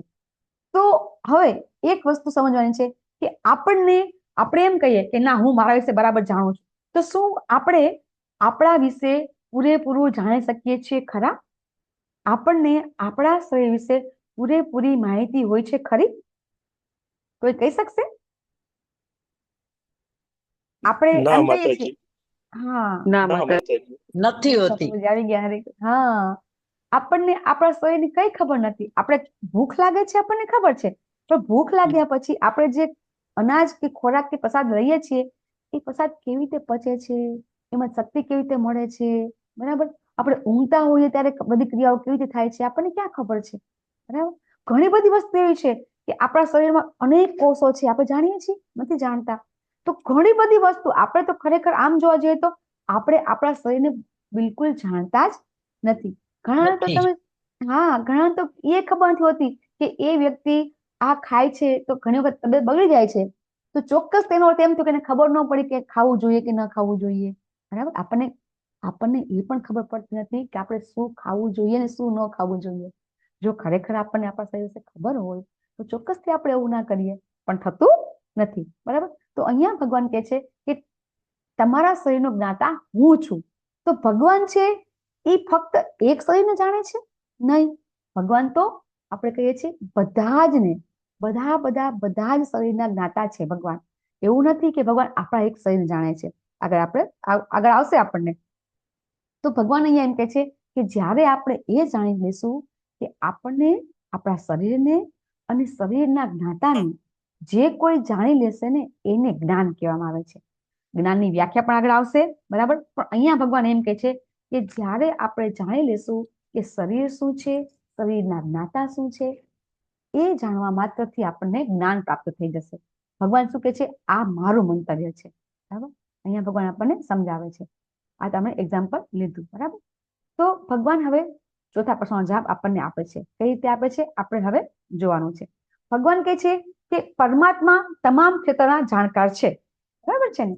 કે આપણને એમ થાય કે આપણે આપણી જાતને સમજીએ છીએ, તો આપણે તો સમજીએ છીએ, પરમાત્મા આપણને પણ સમજે છે, આપણા બધા જ સગાવાલાને, ઇવન આખા યુનિવર્સ જેને કહેવાય કે આખા સમાજને. એવું નથી કે કોઈ વ્યક્તિ, બરાબર, એક જીવ, પછી કીડી હોય કે હાથી હોય, દરેક વ્યક્તિની અંદર ભગવાન છે એને જાણે છે, બરાબર? તો આ વસ્તુ છે એને કહેવાય છે જ્ઞાનમ, બરાબર? ભગવાન આપણને સમજાવ્યું કે બે પ્રકારના જાણકાર છે, એક તો વ્યક્તિગત આત્મા અને પરમાત્મા. તો પરમાત્મા અને વ્યક્તિગત આત્મા, આ બંનેનો ફરક આપણે સમજવાનો છે. તો પરમાત્મા છે એનો આત્મા છે એ અંશ છે. આત્મા પણ દિવ્ય છે, કારણ કે પરમાત્મા દિવ્ય છે, બરાબર? પરમાત્મા સતચિત આનંદ છે, તો આત્મા પણ સતચિત આનંદ છે. પણ ફેર શું છે? આત્મા, પરમાત્મા બંને દિવ્ય છે, છતાં પણ બંનેમાં ડિફરન્સ છે. શું ડિફરન્સ છે? અહીંયા આપણે આ જ સમજવાનું છે. આજે 13મા અધ્યાયમાં આપણને આ જ ભગવાન સમજાવે છે કે કેવી રીતે આપણા ને ભગવાન, અહીંયા પરમાત્મા, શું ફેર છે, ડિફરન્સ શું છે? આપણો આત્મા છે એ પણ સચ્ચિદાનંદ છે, પરમાત્મા પણ સચ્ચિદાનંદ છે, એ પણ દિવ્ય છે. તો બંનેમાં ડિફરન્સ શું છે? તમારી સામે મૂકી દીધું છે ડિફરન્સ. જો આનો પણ તમે સ્ક્રીનશોટ પાડી લેજો. તમારે બધે આગળ તમે ભણશો તો તમારે આ બધું તમારે આવશે, બરાબર છે? તો આત્મા અને પરમાત્મામાં ડિફરન્સ તમારી સામે મૂકી દીધો છે. આત્માને જીવાત્મા કહેવાય છે અને ઈશ્વરના પાલન કરતાને પરમાત્મા કહેવાય છે. આત્મા છે એ કેવું છે? અણુ છે. પરમાત્મા છે એ વિભુ છે, બરાબર? પરમાત્મા છે એ વિભુ છે, આત્મા છે અણુ છે. અને આનો શ્લોક આપણે આગળ આવી ગયો, અણુ છે એનો, બરાબર? કે આત્માનો જે સાઈઝ છે એ કેટલી છે? તો કે વાળના અગ્રભાગના, જે વાળની જે ટોચ હોય, વાળનો જે અગ્રભાગ હોય એના 10,000માં ભાગ ગણી છે. એ આપણે આગળ સમજી ગયા. તો કેવું એકદમ સૂક્ષ્મ થયું, બરાબર? ભગવાન છે એ વિભુ છે અને આત્મા છે એ અણુ છે. પછી આત્મા છે એ પોતાને જ જાણે છે, પરમાત્મા બધાને જાણે છે, બરાબર? હવે આત્મા છે એ ગૌણ છે, એવું નથી કે આત્મા છે પોતે જ માલિક છે. ના, આત્મા માલિક જ નથી. આપણે આજે 13 થી 18 અધ્યાયમાં આપણે આ સમજવાનું છે કે પરમાત્મા છે સર્વોચ્ચ માલિક છે. આટલું સમજવું પણ અઘરું છે. જો બહાર તમે કેટલાય તમે જોવા જશો, બરાબર, એને પૂછશો કે ભગવાન કોણ છે તો કોઈને ખબર નહીં હોય. પણ ઇસ્કોનમાં નાના બાળકને પણ તમે પૂછો ને તો એને ખબર છે. તમને કદાચ સ્ટોરી ખબર હશે પ્રભુપાદની, બરાબર, કે પ્રભુપાદને એક વખત પત્રકાર પોતે લેક્ચર લેતા હતા પ્રભુપાદ, બરાબર. તો એ વખતે એ હજી પ્રભુપાદના બહુ એટલા બધા શિષ્યો હતા ને, શ્યામ સુંદર પ્રભુજી, પછી આપણા શ્યામસુંદર પ્રભુ, પછી બે ત્રણ બહુ સરસ નામ છે, એ બે ત્રણ 3 થી 4 ડીઓટી હતા એમના, અને બાકી તો એમને કરતા હતા, બરાબર છે. પ્રભુપાદ એમને લેક્ચર કરતા હતા. તો એ લેક્ચરમાં એક જણ પૂછે છે ભગવાન વિશે, બરાબર. પ્રભુપાદ છે એ ભગવાન વિશે એમને પૂછે છે, તો બોલો ભગવાન કોણ છે? તો એમને ખબર નહોતી. ત્યારે એ વખતે પ્રભુપાદ છે એ શ્યામસુંદર છે એની બાળકી, એનું નામ હતું સરસ્વતી. તો સરસ્વતીને પૂછે છે પ્રભુપાદ કે બોલ બેટા ભગવાન કોણ છે? ત્યારે એ કહે છે કે ભગવાન છે શ્રી કૃષ્ણ ભગવાન છે. તો ત્યારે પ્રભુપાદ કહે છે કે જો આપણા નાની બાળકીને પણ ખબર છે કે ભગવાન કોણ છે. અત્યારે પણ આપણે બહાર જશું તો તમે જોશો કે કેટલા બધા ભગવાન છે. આ ભગવાન, પેલા ભગવાન, પેલા ભગવાન, બરાબર. તો અહીંયા આપણને ભગવાન, ભગવદ ગીતામાં ભગવાન પોતે કહે છે કે હું ભગવાન છું. જો ઇસ્કોન ફોલો કેમ બધા કરી રહ્યા છે તમને ખબર છે? કેમ ક્રિશ્ચન, મોમેડિયન, શીખ, બધા જ ધર્મના કોઈ બી હોય, બરાબર, બધા ઇસ્કોન અપનાવે છે. કેમ અપનાવે છે? ઇસ્કોન નથી અપનાવતા. એ લોકો ભગવદ ગીતાને અપનાવે છે. એ લોકો ભગવાનને, ભગવદ ગીતામાં ભગવાન જે કહે છે એની સાથે સહમત થાય છે. કારણ કે બીજા બધાની અંદર તમે જોજો, બીજા ધર્મની અંદર તમે જોશો કે કોઈ મોમેડન હોય તો એમાં એમના જે ભગવાન કહીએ, આપણે અલ્લાહ કહીએ તો કે પૈગંબર, તો પૈગંબર શું કે છે કે હું તો મેસેન્જર ઓફ ગોડ છું. એ શું કે છે એમના કુરાનની અંદર? હું ભગવાન છું કહેતા જ નથી. એ શું કે છે? I am the messenger of the God. Same જ્યારે ક્રિશ્ચનમાં આપણે બાઇબલમાં જોશું તો ઈસુ ખ્રિસ્ત શું કે છે? I M son of the God, બરાબર, હું સનનો પુત્ર છું. ક્યારેક કોઈ એમ નથી કીધું કે હું ભગવાન છું. ત્યારે એ લોકો જ્યારે ભગવદ ગીતા વાંચે છે એમાં ભગવાન એમ કે છે કે હું ભગવાન છું. અહમ સર્વસ્વ પ્રભુ, તમારે આવી ગયું આગળ, બરાબર. ભગવાન પોતે કહે છે મત પરત્ર ન અન્યત્ર કિંચિત દસ્તુ ધનંજય, મારાથી શ્રેષ્ઠ કોઈ નથી, મારામાંથી બધું ઉદ્ભવે છે. આવું બધું ભગવાન પોતે ભગવદ ગીતામાં કહે છે. અને એટલા માટે આજે આખા વર્લ્ડની અંદર બધા લોકો આ પ્રભુપાદની એ જ રીત ભગવદ ગીતા છે અપનાવે છે. જો ભગવદ ગીતા માર્કેટમાં તો ઘણી બધી હતી, છતાં પણ અહીંયા આપણને કનેક્શન થઈ જાય છે કે આપણને પ્રભુપાદ સમજાવે છે. અને એવું નથી કે તમે જો ગીતા તમે વાંચતા હશો, આજે આપણે વેદાંત સૂત્ર લઈને વાત કરશું આપણે કે વેદાંત સૂત્રમાં શું લખેલું છે. પ્રભુપાદ છે ભગવદ ગીતાના પરપટમાં અલગ અલગ અલગ અલગ શાસ્ત્ર, યજુર્વેદના બધા ઉપશાસ્ત્ર, ઋગ્વેદના ઉપશાસ્ત્ર, ઉપનિષદ, એ બધાનો રેફરન્સ લઈને પ્રભુપાદ આપણને સમજાવે છે કે એવું નથી કે આ વસ્તુ ખાલી ગીતામાં જ લખેલી છે. એ જ વસ્તુ આપણને બીજા બધા શાસ્ત્રોમાં પણ લખેલી છે કે એનું પ્રમાણ આપણને મળે છે. અને એ રીતે આપણને અહીંયા સમજાવવામાં આવે છે કે ભગવાન કેવા છે? તો આપણા હંમેશા આપણા પરમ પિતા પ્રેમાળ ગુરુ છે, બરાબર. અને આત્મા તો જીવાત્મા તો અનેક છે, પણ પરમાત્મા તો હંમેશા એક જ છે અને હંમેશા એ આપણા હૃદયમાં બિરાજમાન રહે છે. તો આ ડિફરન્સ છે, તમારે યાદ રાખવો પડશે, બરાબર. તો હવે ભગવાન શું કહે છે? હવે ભગવાન કહે છે કે તત્ ક્ષેત્રમ યચ યાદચ્ચ યદ્રિકારી યતશ્ચ યત સચોયો યત પ્રભાવશ્ચ તત્સમાસેન મે શૃણુ. અહીંયા ભગવાન કહે છે હવે તું સાંભળ. શું કે છે? ભગવાન જ્યારે અર્જુનજી તો સાંભળે જ છે, બરાબર. જ્યારે ભગવાન કહે છે કે શૃણુ, સાંભળ એમ કે ને, ત્યારે ભગવાન આપણને બધાને કહે છે કે હવે તમે સાંભળો. કારણ કે હવે જે વસ્તુ આવી રહી છે થોડી અઘરી આવી રહી છે, સમજવી ડિફિકલ્ટ છે. તો હવે તમે સાંભળો કે કર્મ ક્ષેત્ર શું છે, બરાબર. એનું બંધારણ, શરીર કેવી રીતે બને છે, એમાં ફેરફાર કેવી રીતે થાય છે, શરીર કેવી રીતે ઉત્પન્ન થાય છે, બરાબર. આ શરીરને જાણે છે કોણ, એનો પ્રભાવ કેવો છે, એ બધું જ તું સાંભળ. આપણે જોઈએ છીએ અત્યારે વૈજ્ઞાનિકો કેટલા બધા શોધ કરવા કોશિશ કરે છે કે આ શરીર કેવી રીતે બને છે, બરાબર. આપણને ખબર છે કે આપણે જયારે નાના હતા સ્કૂલમાં ત્યારે ભણતા હતા ત્યારે શું કહેતા હતા કે આપણી માણસ છે એ ક્યાંથી ઉત્પન્ન થયો? કે વાંદરામાંથી, બરાબર. પછી ડાર્વિન ઉત્ક્રાંતિવાદ આપણે ભણ્યા, બરાબર છે ને. તો એ બધું કોઈ વસ્તુ સાચી સાબિત થતી નથી. કોઈ વાદ હોય એ વાદને કોઈ તથ્ય હોતું નથી. તો હજી પણ તમે જોશો કે વૈજ્ઞાનિકો હજી પણ શોધ કરી રહ્યા છે કે આ વિશ્વની સૃષ્ટિની ઉત્પત્તિ કેવી રીતે થઈ, આ જીવ ક્યાંથી આવ્યો, બરાબર. એ લોકો તો એવું સમજે છે કે એકદમ માણસ ઉત્પન્ન ના થાય. એ લોકો શું સમજે છે કે માણસ ઉત્પન્ન થતા નથી, એ તો કે નાનામાંથી મોટું થાય. પણ આજે આપણે જોઈશું કે હંમેશા આપણે જોઈએ કે દાખલા તરીકે કોઈ માતા હોય તો માતા હોય એ માતા બાળકને જન્મ આપે, બરાબર છે. તો મોટી માતા છે એમાંથી નાનું બાળક જન્મ થાય. એટલે કે આપણે એવું જોઈએ છીએ કે જે મોટી વસ્તુ હોય એમાંથી નાની વસ્તુ બને, બરાબર છે. દાખલા તરીકે કોઈ મોટી ફેક્ટરી હોય તો એ મોટી બધી ફેક્ટરીઓમાંથી થોડું થોડું કંઈક ને કંઈક બનતું હોય, બરાબર. અહીંયા જ્યારે આધ્યાત્મિક જગતની આપણે વાત કરીએ છીએ, સાચી ભૌતિક આધ્યાત્મિક જગત અને ભૌતિક જગતની જયારે વાત કરીએ છીએ તો ખરેખર વસ્તુ છે એ સૂક્ષ્મમાંથી મોટું બને છે.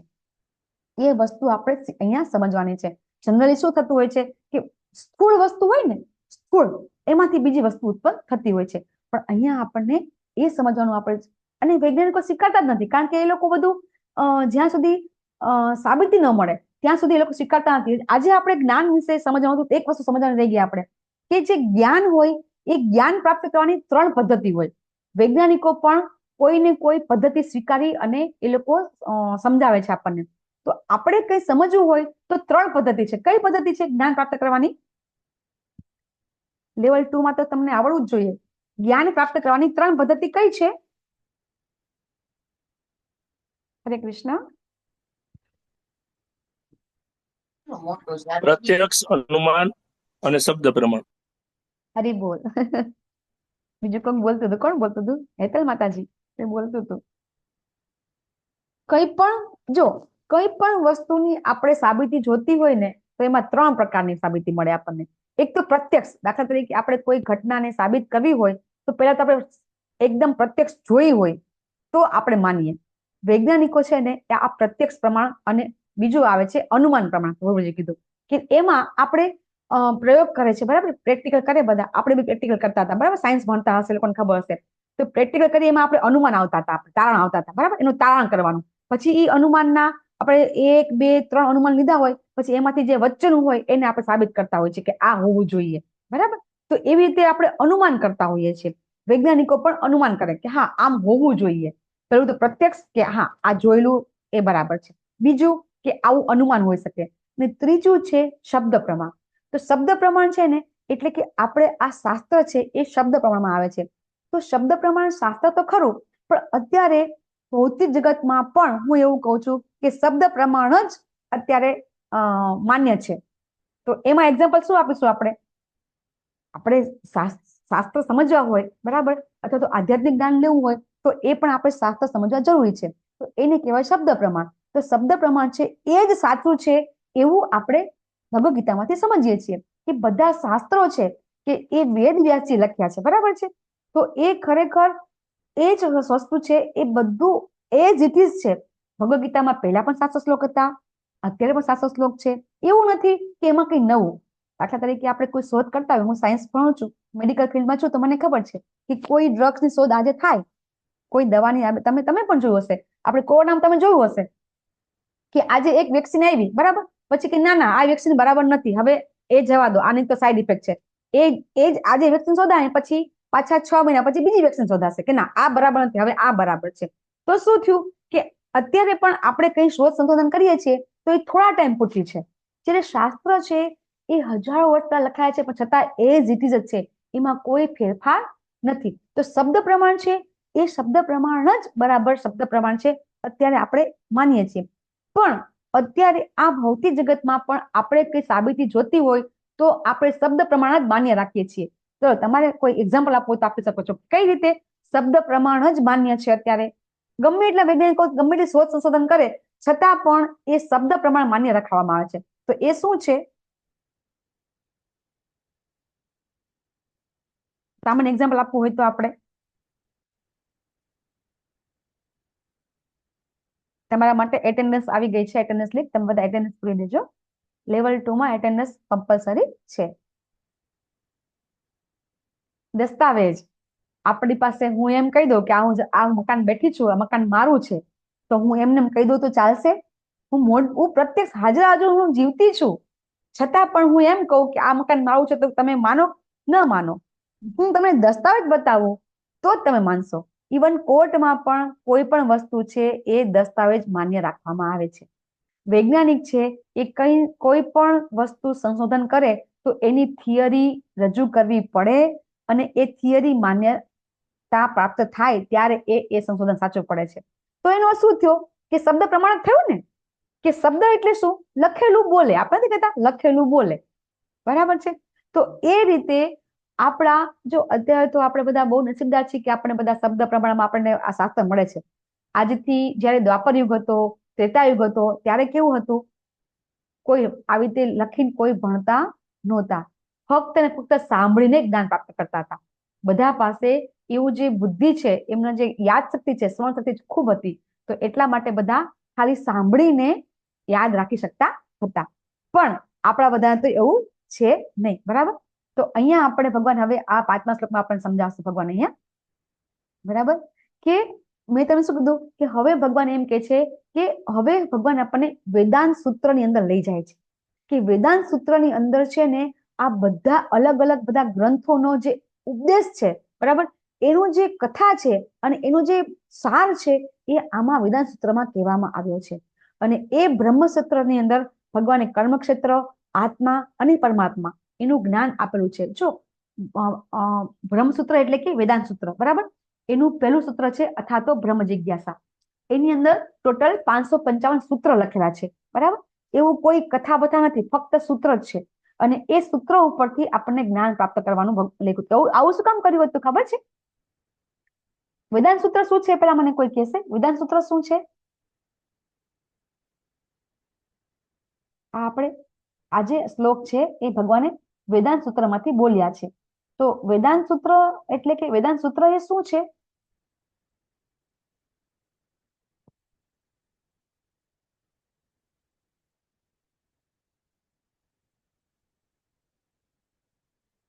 કોક તો બોલો, વેદાંત સૂત્ર શું છે?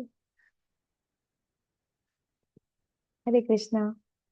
વેદાંત સૂત્ર ક્યારે લખ્યું વ્યાસજી, વેદ વ્યાસજી? એ ખાલી કયો. ચલો, વેદાંત સૂત્ર વ્યાસજીએ ક્યારે લખ્યું? શું લખ્યા પછી વેદાંત સૂત્ર લખ્યું?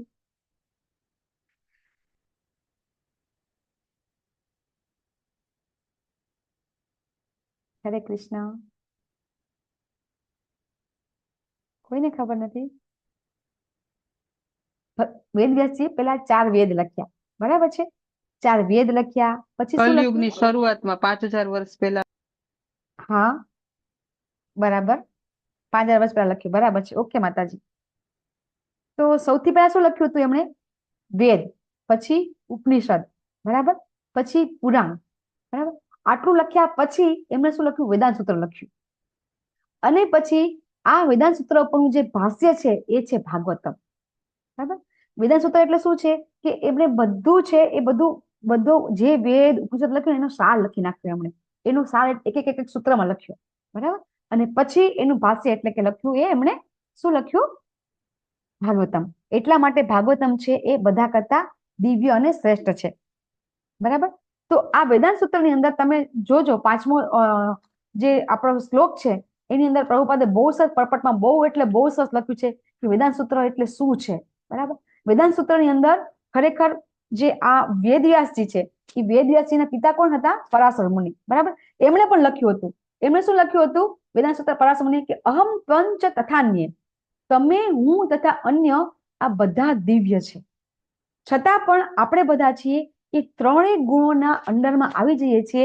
અને પછી આ બ્રહ્મસૂત્રનું જે પેલું સૂત્ર છે એમાં આ 5 સ્ટેજમાં આપણે પુરાઈ જઈએ છીએ. અન્નમય, પ્રાણમય, જ્ઞાનમય, વિજ્ઞાનમય અને આનંદમય ચેતના. આ ચેતનાની અંદર આપણે જીવન જીવીએ છીએ. તો સૌથી પહેલું આવે છે અન્નમય ચેતના. તો અન્નમય ચેતનામાં આપણે શું કરીએ છીએ? આપણી જે ચેતના છે, અન્નમય એટલે પશુમય ચેતના, બરાબર. અન્નમયને આપણા નામાયણ પ્રભુજી શું લખે છે? એને શું કહે છે? પશુમય ચેતના કહે છે. કે એમાં આપણને ફક્ત ને ફક્ત ખાવું, પીવું ને જીવન જીવવું, બસ. તો આવું તો પશુ પણ કરતા હોય છે, બરાબર. એના પછીની ઉપર આવે છે પ્રાણમય ચેતના. તો આ ચેતનામાં જે વ્યક્તિ હોય, જે જીવ હોય, એને શું થાય કે હા, હું તો ખાઉં પીવું છું, પણ હારોહાર મારા સંતાનોને પણ, બરાબર, હું મારા સમાજને, મારા સંતાનને પણ હું થોડું ઘણું આપું. તો આ પણ પશુ કરતા હોય છે. પશુઓને પણ આવી ચેતના હોય છે.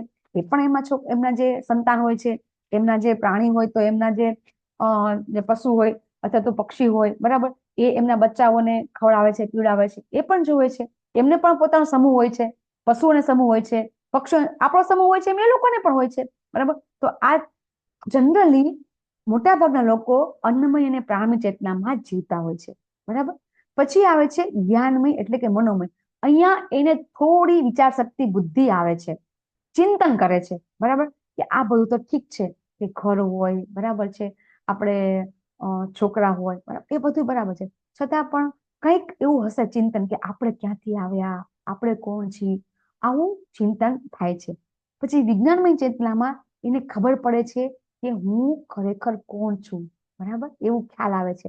અને પછી આનંદમય ચેતનામાં ભગવાન અને આપણો સંબંધ એને સ્થાપિત થાય છે અને ખબર પડે છે કે હું તો આ આત્મા છું, ખરેખર આ આત્મા તો પરમાત્માનો દાસ છે, પરમાત્માનો સેવક છે, એવી એને ખબર પડે છે. આને કહેવાય છે આનંદમય ચેતના. અને આ જ ચેતનામાં આ આપણો જે જીવ છે, આપણો આત્મા છે, હંમેશા રહેતો હોય છે. તો આપણે અહીંયા સુધી પહોંચવાનું છે. ક્યાં સુધી પહોંચવાનું છે? આનંદમય ચેતના સુધી. તો ભગવાન અહીંયા હવે આખી જેને કહેવાય ને કે હવે આપણું આ જે શરીર છે, એ શરીરની રચના વિશે ભગવાન આપણને હવે અહીંયા કહી રહ્યા છે કે 5 મહાભૂત, મિથ્યા અહંકાર, બુદ્ધિ, અવ્યક્ત, 10 ઇન્દ્રિય, મન, 5 ઇન્દ્રિયના વિષયો, ઈચ્છા, દ્વેષ, સુખ દુઃખ, સંઘાત, ચેતના અને ધૈર્ય. આ સર્વને સંક્ષેપમાં કાર્યના ક્ષેત્ર તથા તેની આંતરક્રિયા કહેવામાં આવે છે. હવે આ વસ્તુ છે ને અહીંયા આપણને થોડીક સમજવી અઘરી થઈ પડે છે. શું કામ? કારણ કે અત્યાર સુધી આપણે શું શીખ્યા કે આપણે આ શરીર નથી, આપણે આત્મા છીએ, આત્માનું કામ છે ભગવાનની ભક્તિ કરવાનું, બરાબર. તો હવે ભગવાન આપણને હવે આ શરીર વિશે સમજાવી રહ્યા છે. શું કામ સમજાવે છે? કારણ કે આ બધું ભગવાને જ બનાવ્યું છે. પંચમહાભૂત છે, મિથ્યા અહંકાર, આ બધું કોઈ પણ વસ્તુ છે, ઉત્પત્તિ ક્યાંથી થઈ છે?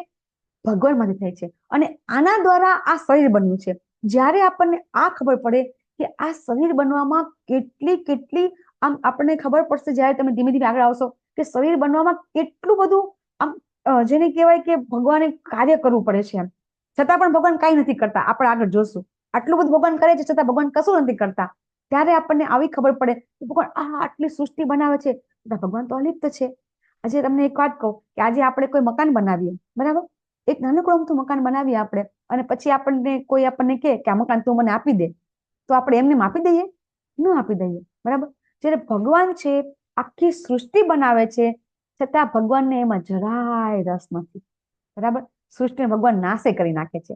આખી સૃષ્ટિ બનાવે છે છતાં પણ ભગવાન આખું નાશ કરી નાખે છે. આપણે કોઈ દિવસ એવું બને ખરું કે આજે આ મકાન બનાવ્યું કાલે નાશ કરીએ?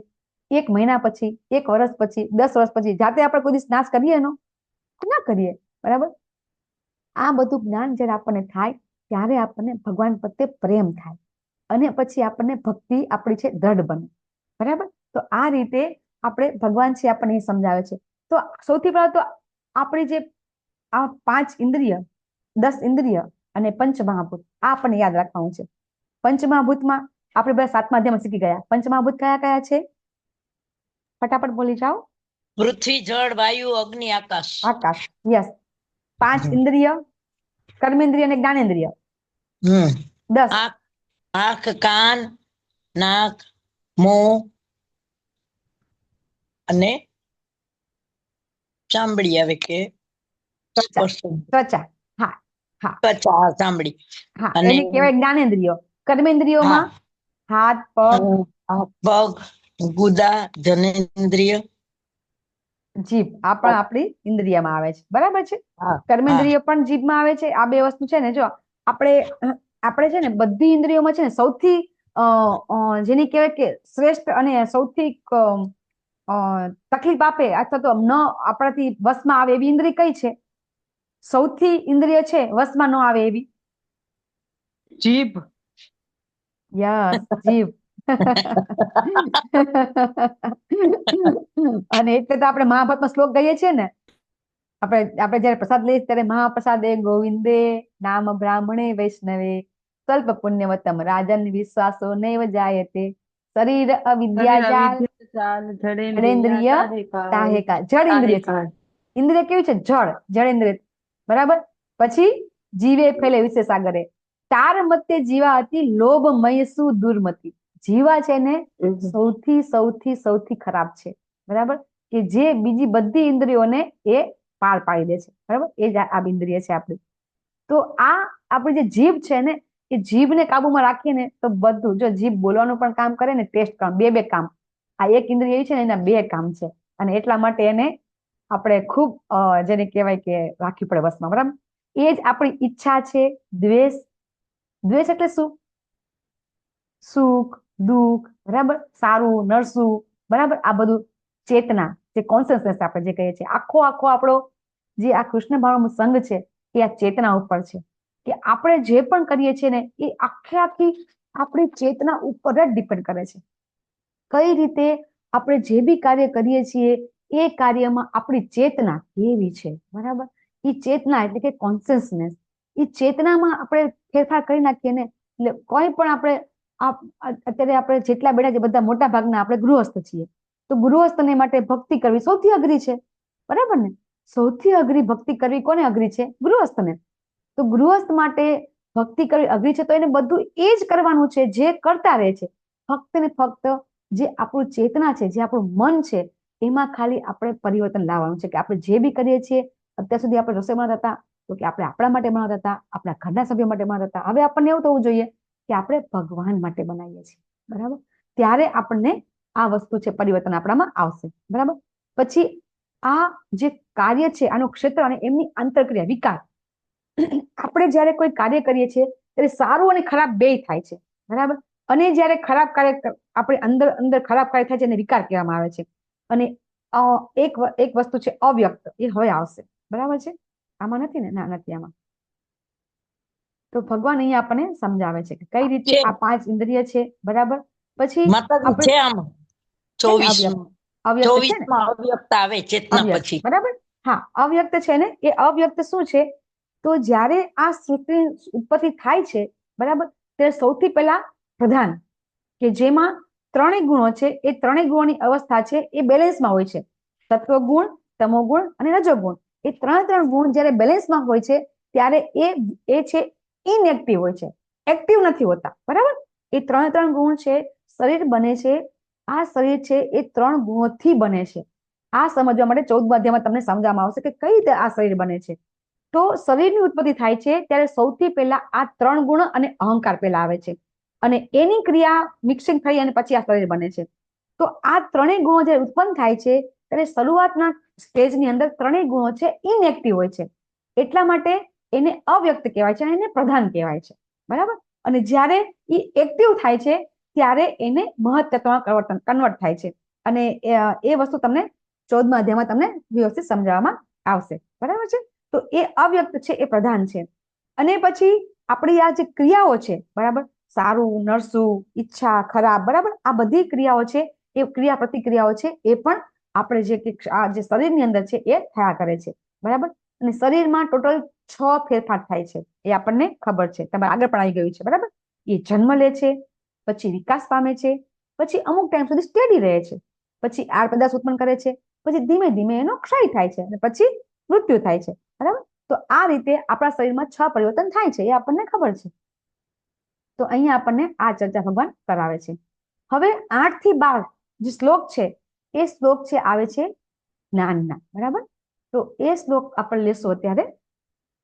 તો સૌથી પહેલા આવે છે 8 થી 12 ની અંદર સૌથી પહેલો ગુણ આવે છે વિનમ્રતા, બરાબર.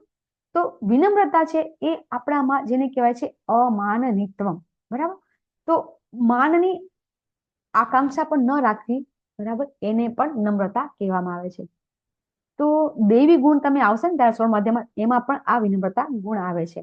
કે વિનમ્રતા જો ન હોય ને તો ક્યારે આપણે આગળ પ્રગતિ કરી શકાય નહીં. જનરલી આપણે જોતા હોઈએ છીએ કે ભૌતિક જ્ઞાન આપણે લઈએ, કોઈ ડોક્ટર બની જાય, કોઈ એન્જિનિયર બની જાય, ત્યારે એનામાં જે વિનમ્રતા છે એ જેને કહેવાય કે ઓછી થઈ જાય છે. ઇવન જ્યારે આપણે જોઈએ છીએ બાળકો મોટા થાય છે તો એ બાળકો પણ મોટા થયા પછી કે છે ને કે તમને ખબર ન પડે, બરાબર ને, આપણને કહેતા હોય છે બાળકો. તો નમ્રતા જતી રહે છે જેમ જેમ મોટા થાય એમ. પણ આધ્યાત્મિક જ્ઞાનમાં એવું છે કે જેમ જેમ જ્ઞાન મળતું જાય છે, જેમ જેમ લોકો પ્રગતિ કરતા જાય છે, તમે જોજો આપણા ગુરુ મહારાજ પ્રભુપાદ કેટલા વિનમ્ર.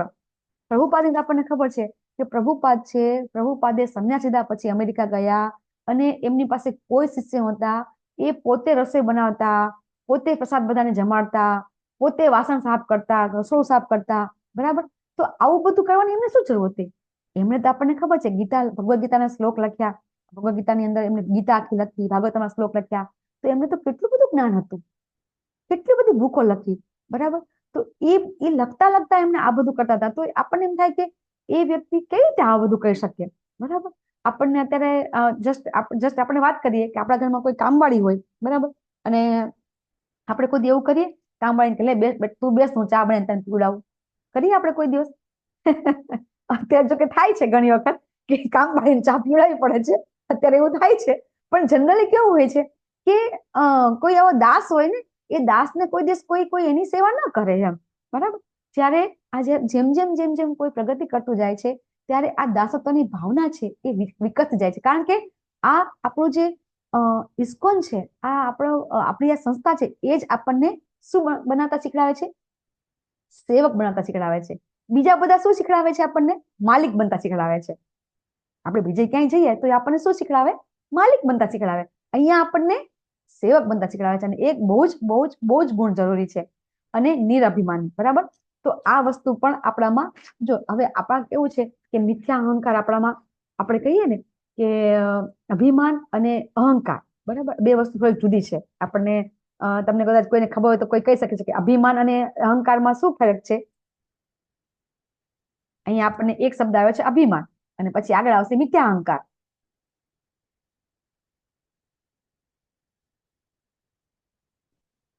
તો નિરઅભિમાન એટલે શું? કે જ્યારે આપણે એ સમજી લઈએ ને, બરાબર, કે આપણે આ શરીર છીએ જ નહીં. જો અત્યારે આપણને કેવું થાય, કોઈ આપણે બે શબ્દ કહે ને તો આપણને ખોટું લાગી જાય. શું કામ ખોટું લાગે છે? કારણ કે હજી આપણે દેહાત્મ ભાવમાં છીએ. જ્યારે આપણે આ દેહાત્મ ભાવમાં નહીં હોય ને, ત્યારે શું થશે ખબર છે? દાખલા તરીકે મને અત્યારે કોઈ મારો પટ્ટાવાળો મને કઈ કહે ને, બરાબર, તો મને ખોટું નહીં લાગે. કેમ નહીં લાગે? કારણ કે હવે આપણને ખબર પડી ગઈ કે એ તો આ શરીરને કહે છે, બરાબર. જ્યારે આપણે કોઈ આપણા દીકરા દીકરી છે, આપણા સાસુ છે, આપણા વહુ છે, આપણને કોઈ કઈ કહે અને આપણને ખોટું લાગી જાય, ત્યારે સમજો કે હજી આપણે દેહાત્મ ભાવમાં છીએ. પણ જ્યારે આપણને ખોટું નહીં લાગે, બે કારણથી ખોટું નહીં લાગે. એક તો આપણને ખબર પડી જશે કે આ જે કંઈ થઈ રહ્યું છે એ આપણા કર્મ છે, એક આ જ્ઞાન થઈ જશે. અને બીજું જ્ઞાન શું થશે?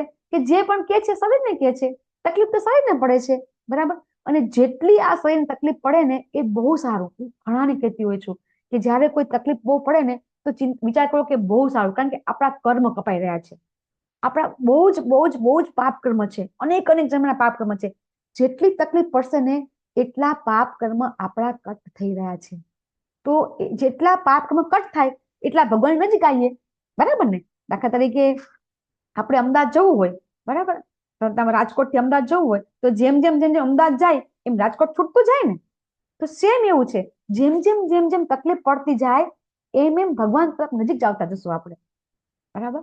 એટલે છે ને, ભગવાનના જે ભક્તો હોય ને એને ગમે તે તકલીફ પડે ને તો એ ભગવાનનો આભાર જ માને છે, બરાબર. એ વસ્તુ આપણે અહીંયા સમજી શકાય છે. પછી અહિંસા. તો અહિંસા એક તો આપણને ખબર છે કે અહિંસા એટલે કે કોઈ પ્રાણીની હિંસા ન કરવી.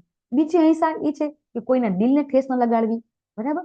બે અહિંસા થઈ. અને ત્રીજી અહિંસા કે જ્યારે કોઈને આપણે ભગવાન વિશેનું જ્ઞાન નથી આપતા ને, એ પણ હિંસા છે. તો કોઈને આપણે ભગવાન વિશેનું જ્ઞાન પણ આપવું જોઈએ. તો આ છે એ અહિંસા થઈ ગઈ. જો ભગવાનનું જ્ઞાન નથી આપતા તો પણ આપણે હિંસા કરીએ છીએ. તો એનું કારણ શું છે કે ભગવાન આપણને, તમે છેલ્લે ભગવાન સમજાવશે કે કેવી રીતે ભગવાનને પણ ગમે છે કે જ્યારે આપણને કોઈ જ્ઞાન પ્રાપ્ત થઈ ગયું તો એ જ્ઞાન બીજા સુધી લઈ જવી એ પણ આપણી ફરજ છે. કેમ ફરજ છે? કે દાખલા તરીકે કોઈ એક પિતાના બે બાળકો હોય, બરાબર, બે બાળકો એકસાથે છૂટા પડી ગયા હોય તો એક બાળકને પિતા મળી જાય તો એ પછી બીજા બાળકને કહે કે નહીં કે હા ચાલ આપણા પિતા મળી ગયા છે. તો સેમ એવી રીતે આપણને ખબર પડી ગઈ કે આપણા પરમ પિતા કોણ છે, તો પછી આપણી ફરજ છે કે આપણા પરમ પિતા કોણ છે બીજાને સમજાવવાની. પછી બીજું સરળતા. હવે સરળતા એટલે શું છે ખબર છે?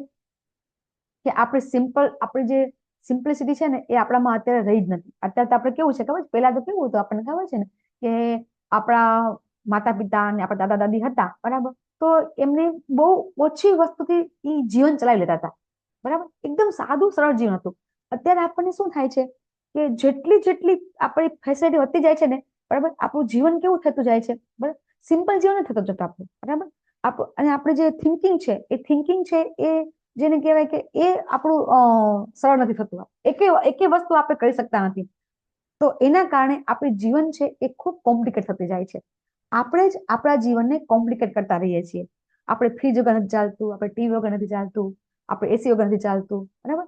તો આવી રીતે આપણે જીવન જીવવાની જે આપણી સ્ટાઇલ છે ને એ ખૂબ હાઈ થઈ ગઈ છે, બરાબર. આપણું હાઈ લિવિંગ થઈ ગયું છે. સિમ્પલ લિવિંગ ના બદલે આપણું લિવિંગ કેવું છે, હાઈ લિવિંગ. બધા આટલામાંથી આપણે કોઈ પણ એક વ્યક્તિ એવી નહીં હોય કે જેના ઘરમાં એસી નહીં હોય. આપણે એવું નથી કહેતા કે એસી વગર રહેવાનું નહીં આવું, પણ આપણે આ લિવિંગ જે આપણી જે સિસ્ટમ છે એ આખી આપણે બદલી નાખી છે, બરાબર. અને એના કારણે ખરેખર શું થયું છે તમને ખબર છે? એસી બધાના ઘરે ઘરે છે ને, તો બહારનું એટમોસ્ફિયર છે ગરમ થઈ રહ્યું છે, બરાબર. રૂમ આપણે એસી ની હવાને કારણે જે બહાર જે એટમોસ્ફિયર છે, જો પહેલા છે ને આટલી ગરમી નથી પડતી, ધીમે ધીમે ગરમીનું પ્રમાણ વધતી રહ્યું છે. એસી વગર ચાલે જ નહીં હવે. પહેલા તો કેવું હતું, આટલી ગરમી નહોતી પડતી. આપણા બાળકોને આપણે કહીએ ને તો એ લોકો આપણને કહેશે, હા તમારા જમાનામાં ગરમી નહોતી પડતી, અત્યારે તો ગરમી જેટલી પડે છે, બરાબર ને. એટલે આપણે જેમ જેમ ફેસિલિટી ઉત્પન્ન કરતા જઈએ છીએ ને, એમ આપણે જે એન્વાયરમેન્ટ છે એને ખરાબ કરતા જઈએ છીએ. તમને એ ખબર છે કે અત્યારે આપણને એવું છે કે જે આ બેટરી વાળા વાહન છે બેસ્ટ છે. આપણને અત્યારે એવું છે કે બેટરી વાળા વાહન છે એ ખૂબ સારા છે, પણ નથી સારા. તમને કોઈને ખબર છે કેમ નથી સારા? એ નો ડાઉટ કે અત્યારે પોલ્યુશન નથી કરતું, પણ ભવિષ્ય માટે બહુ જ ખરાબ છે. તમને ખબર છે કેમ ખરાબ છે? બેટરી વાળા વાહન છે એ ભવિષ્ય માટે બહુ જ ખરાબ છે. ખબર છે કેવી રીતે ખરાબ છે? કોઈને કદાચ ખબર હોય તો. પ્રદૂષણ ફેલાવે છે ને.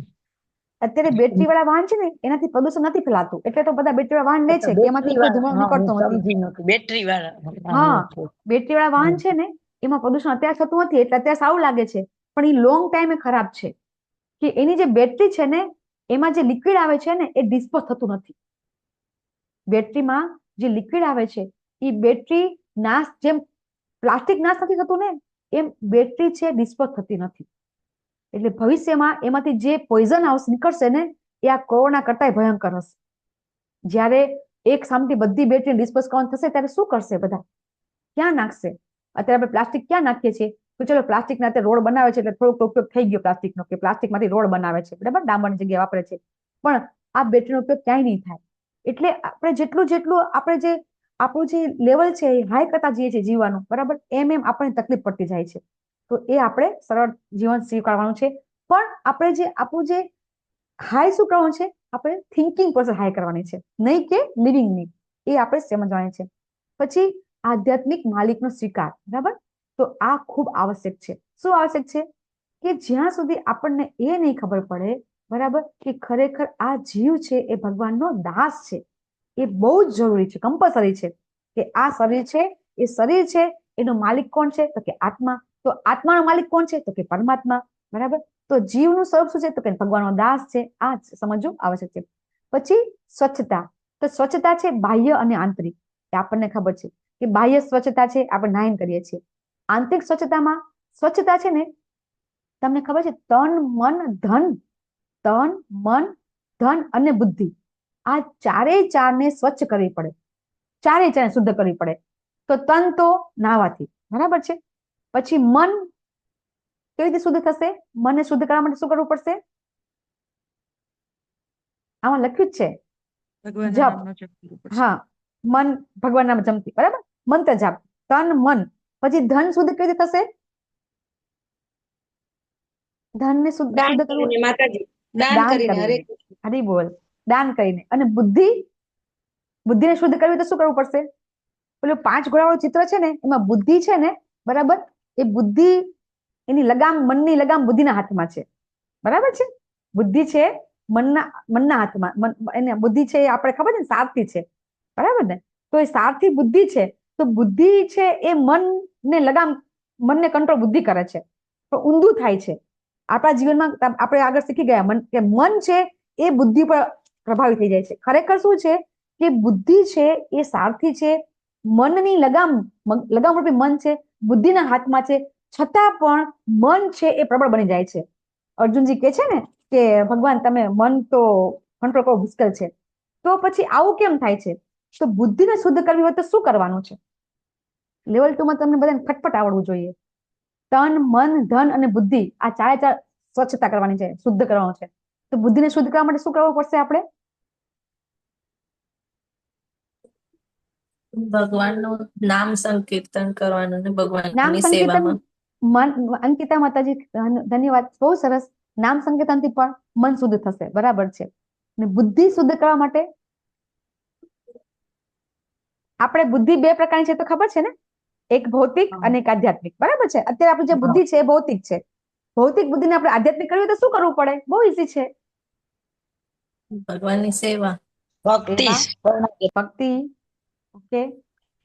અને એ આપણે કેવી રીતે કરી શકશું? શાસ્ત્રોના વાંચનથી. લખી નાખો. જે લોકોને નવું આવે ને લખી નાખો, બરાબર છે. કે તન, મન, ધન અને બુદ્ધિ, આ બધું આપણે શુદ્ધ કરવાનું છે. તો બુદ્ધિ શાસ્ત્રના વાંચનથી થશે, બરાબર.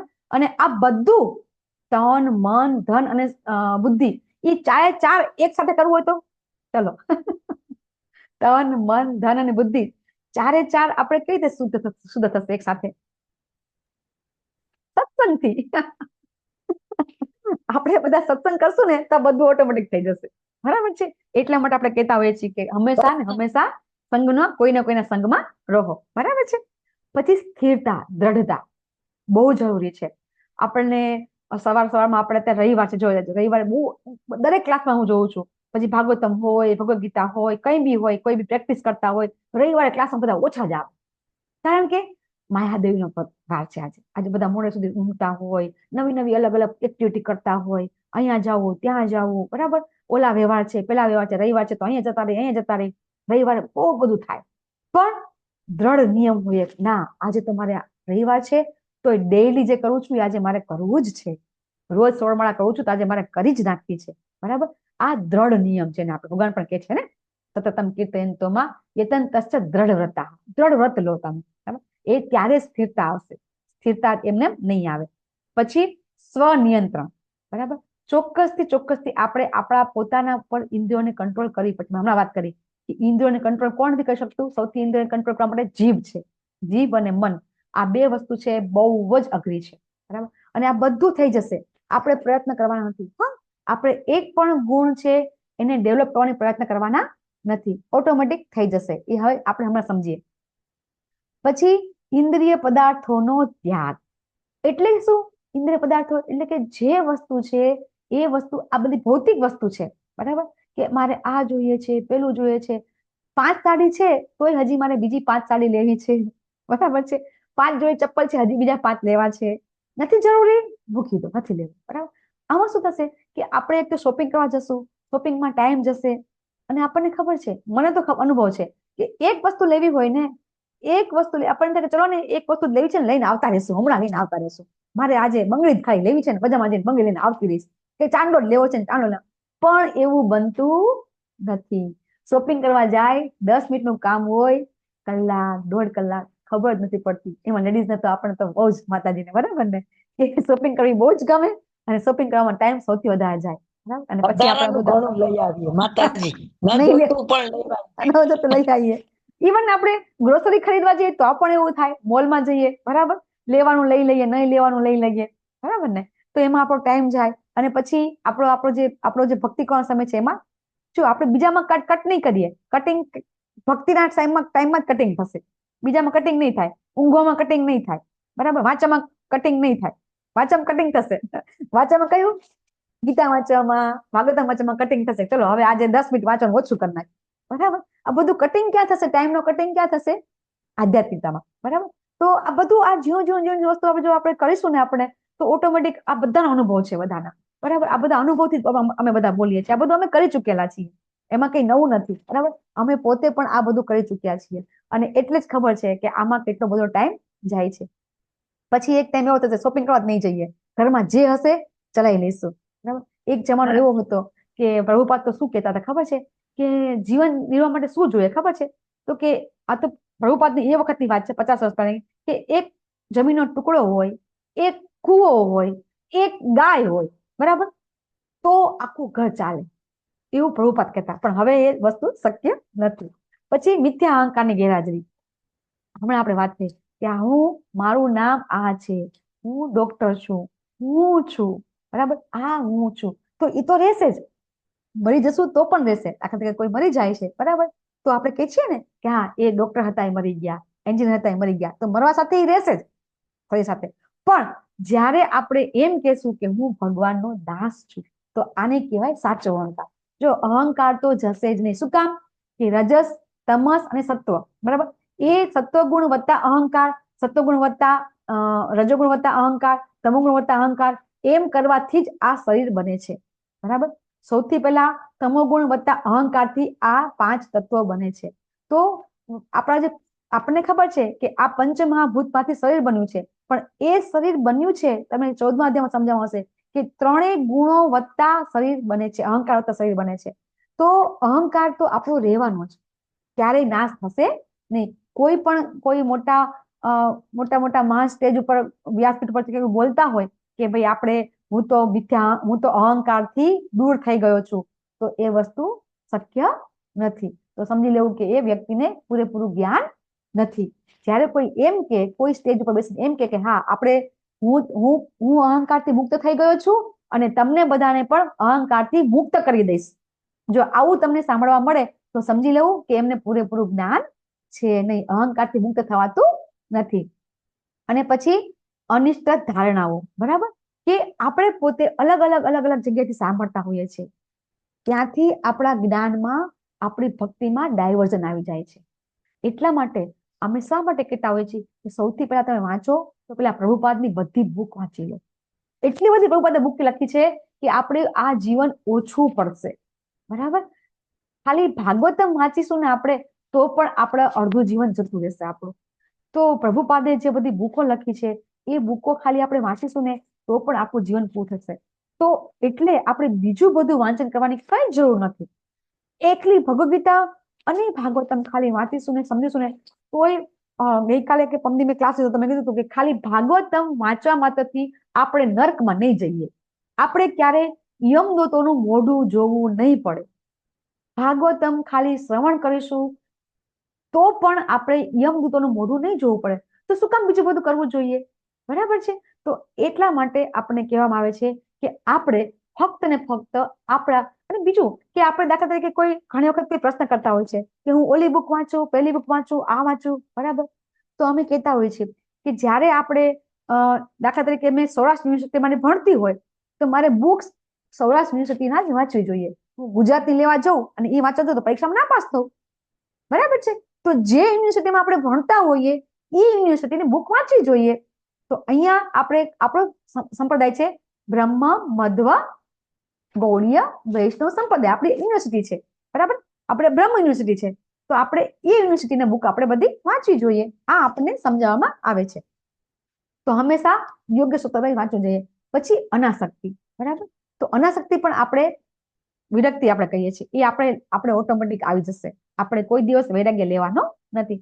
કોઈ ભગવાને પણ ભગવદ ગીતામાં શ્રી કૃષ્ણ ભગવાને અર્જુનને ક્યારે કીધું કે તું ઘર બાર છોડી દે? એક પણ શ્લોક એવો આવે છે ગીતાની અંદર, એક પણ શ્લોક એવો આવે છે કે ભગવાન કહે છે કે તું વૈરાગ્ય લઈ લે?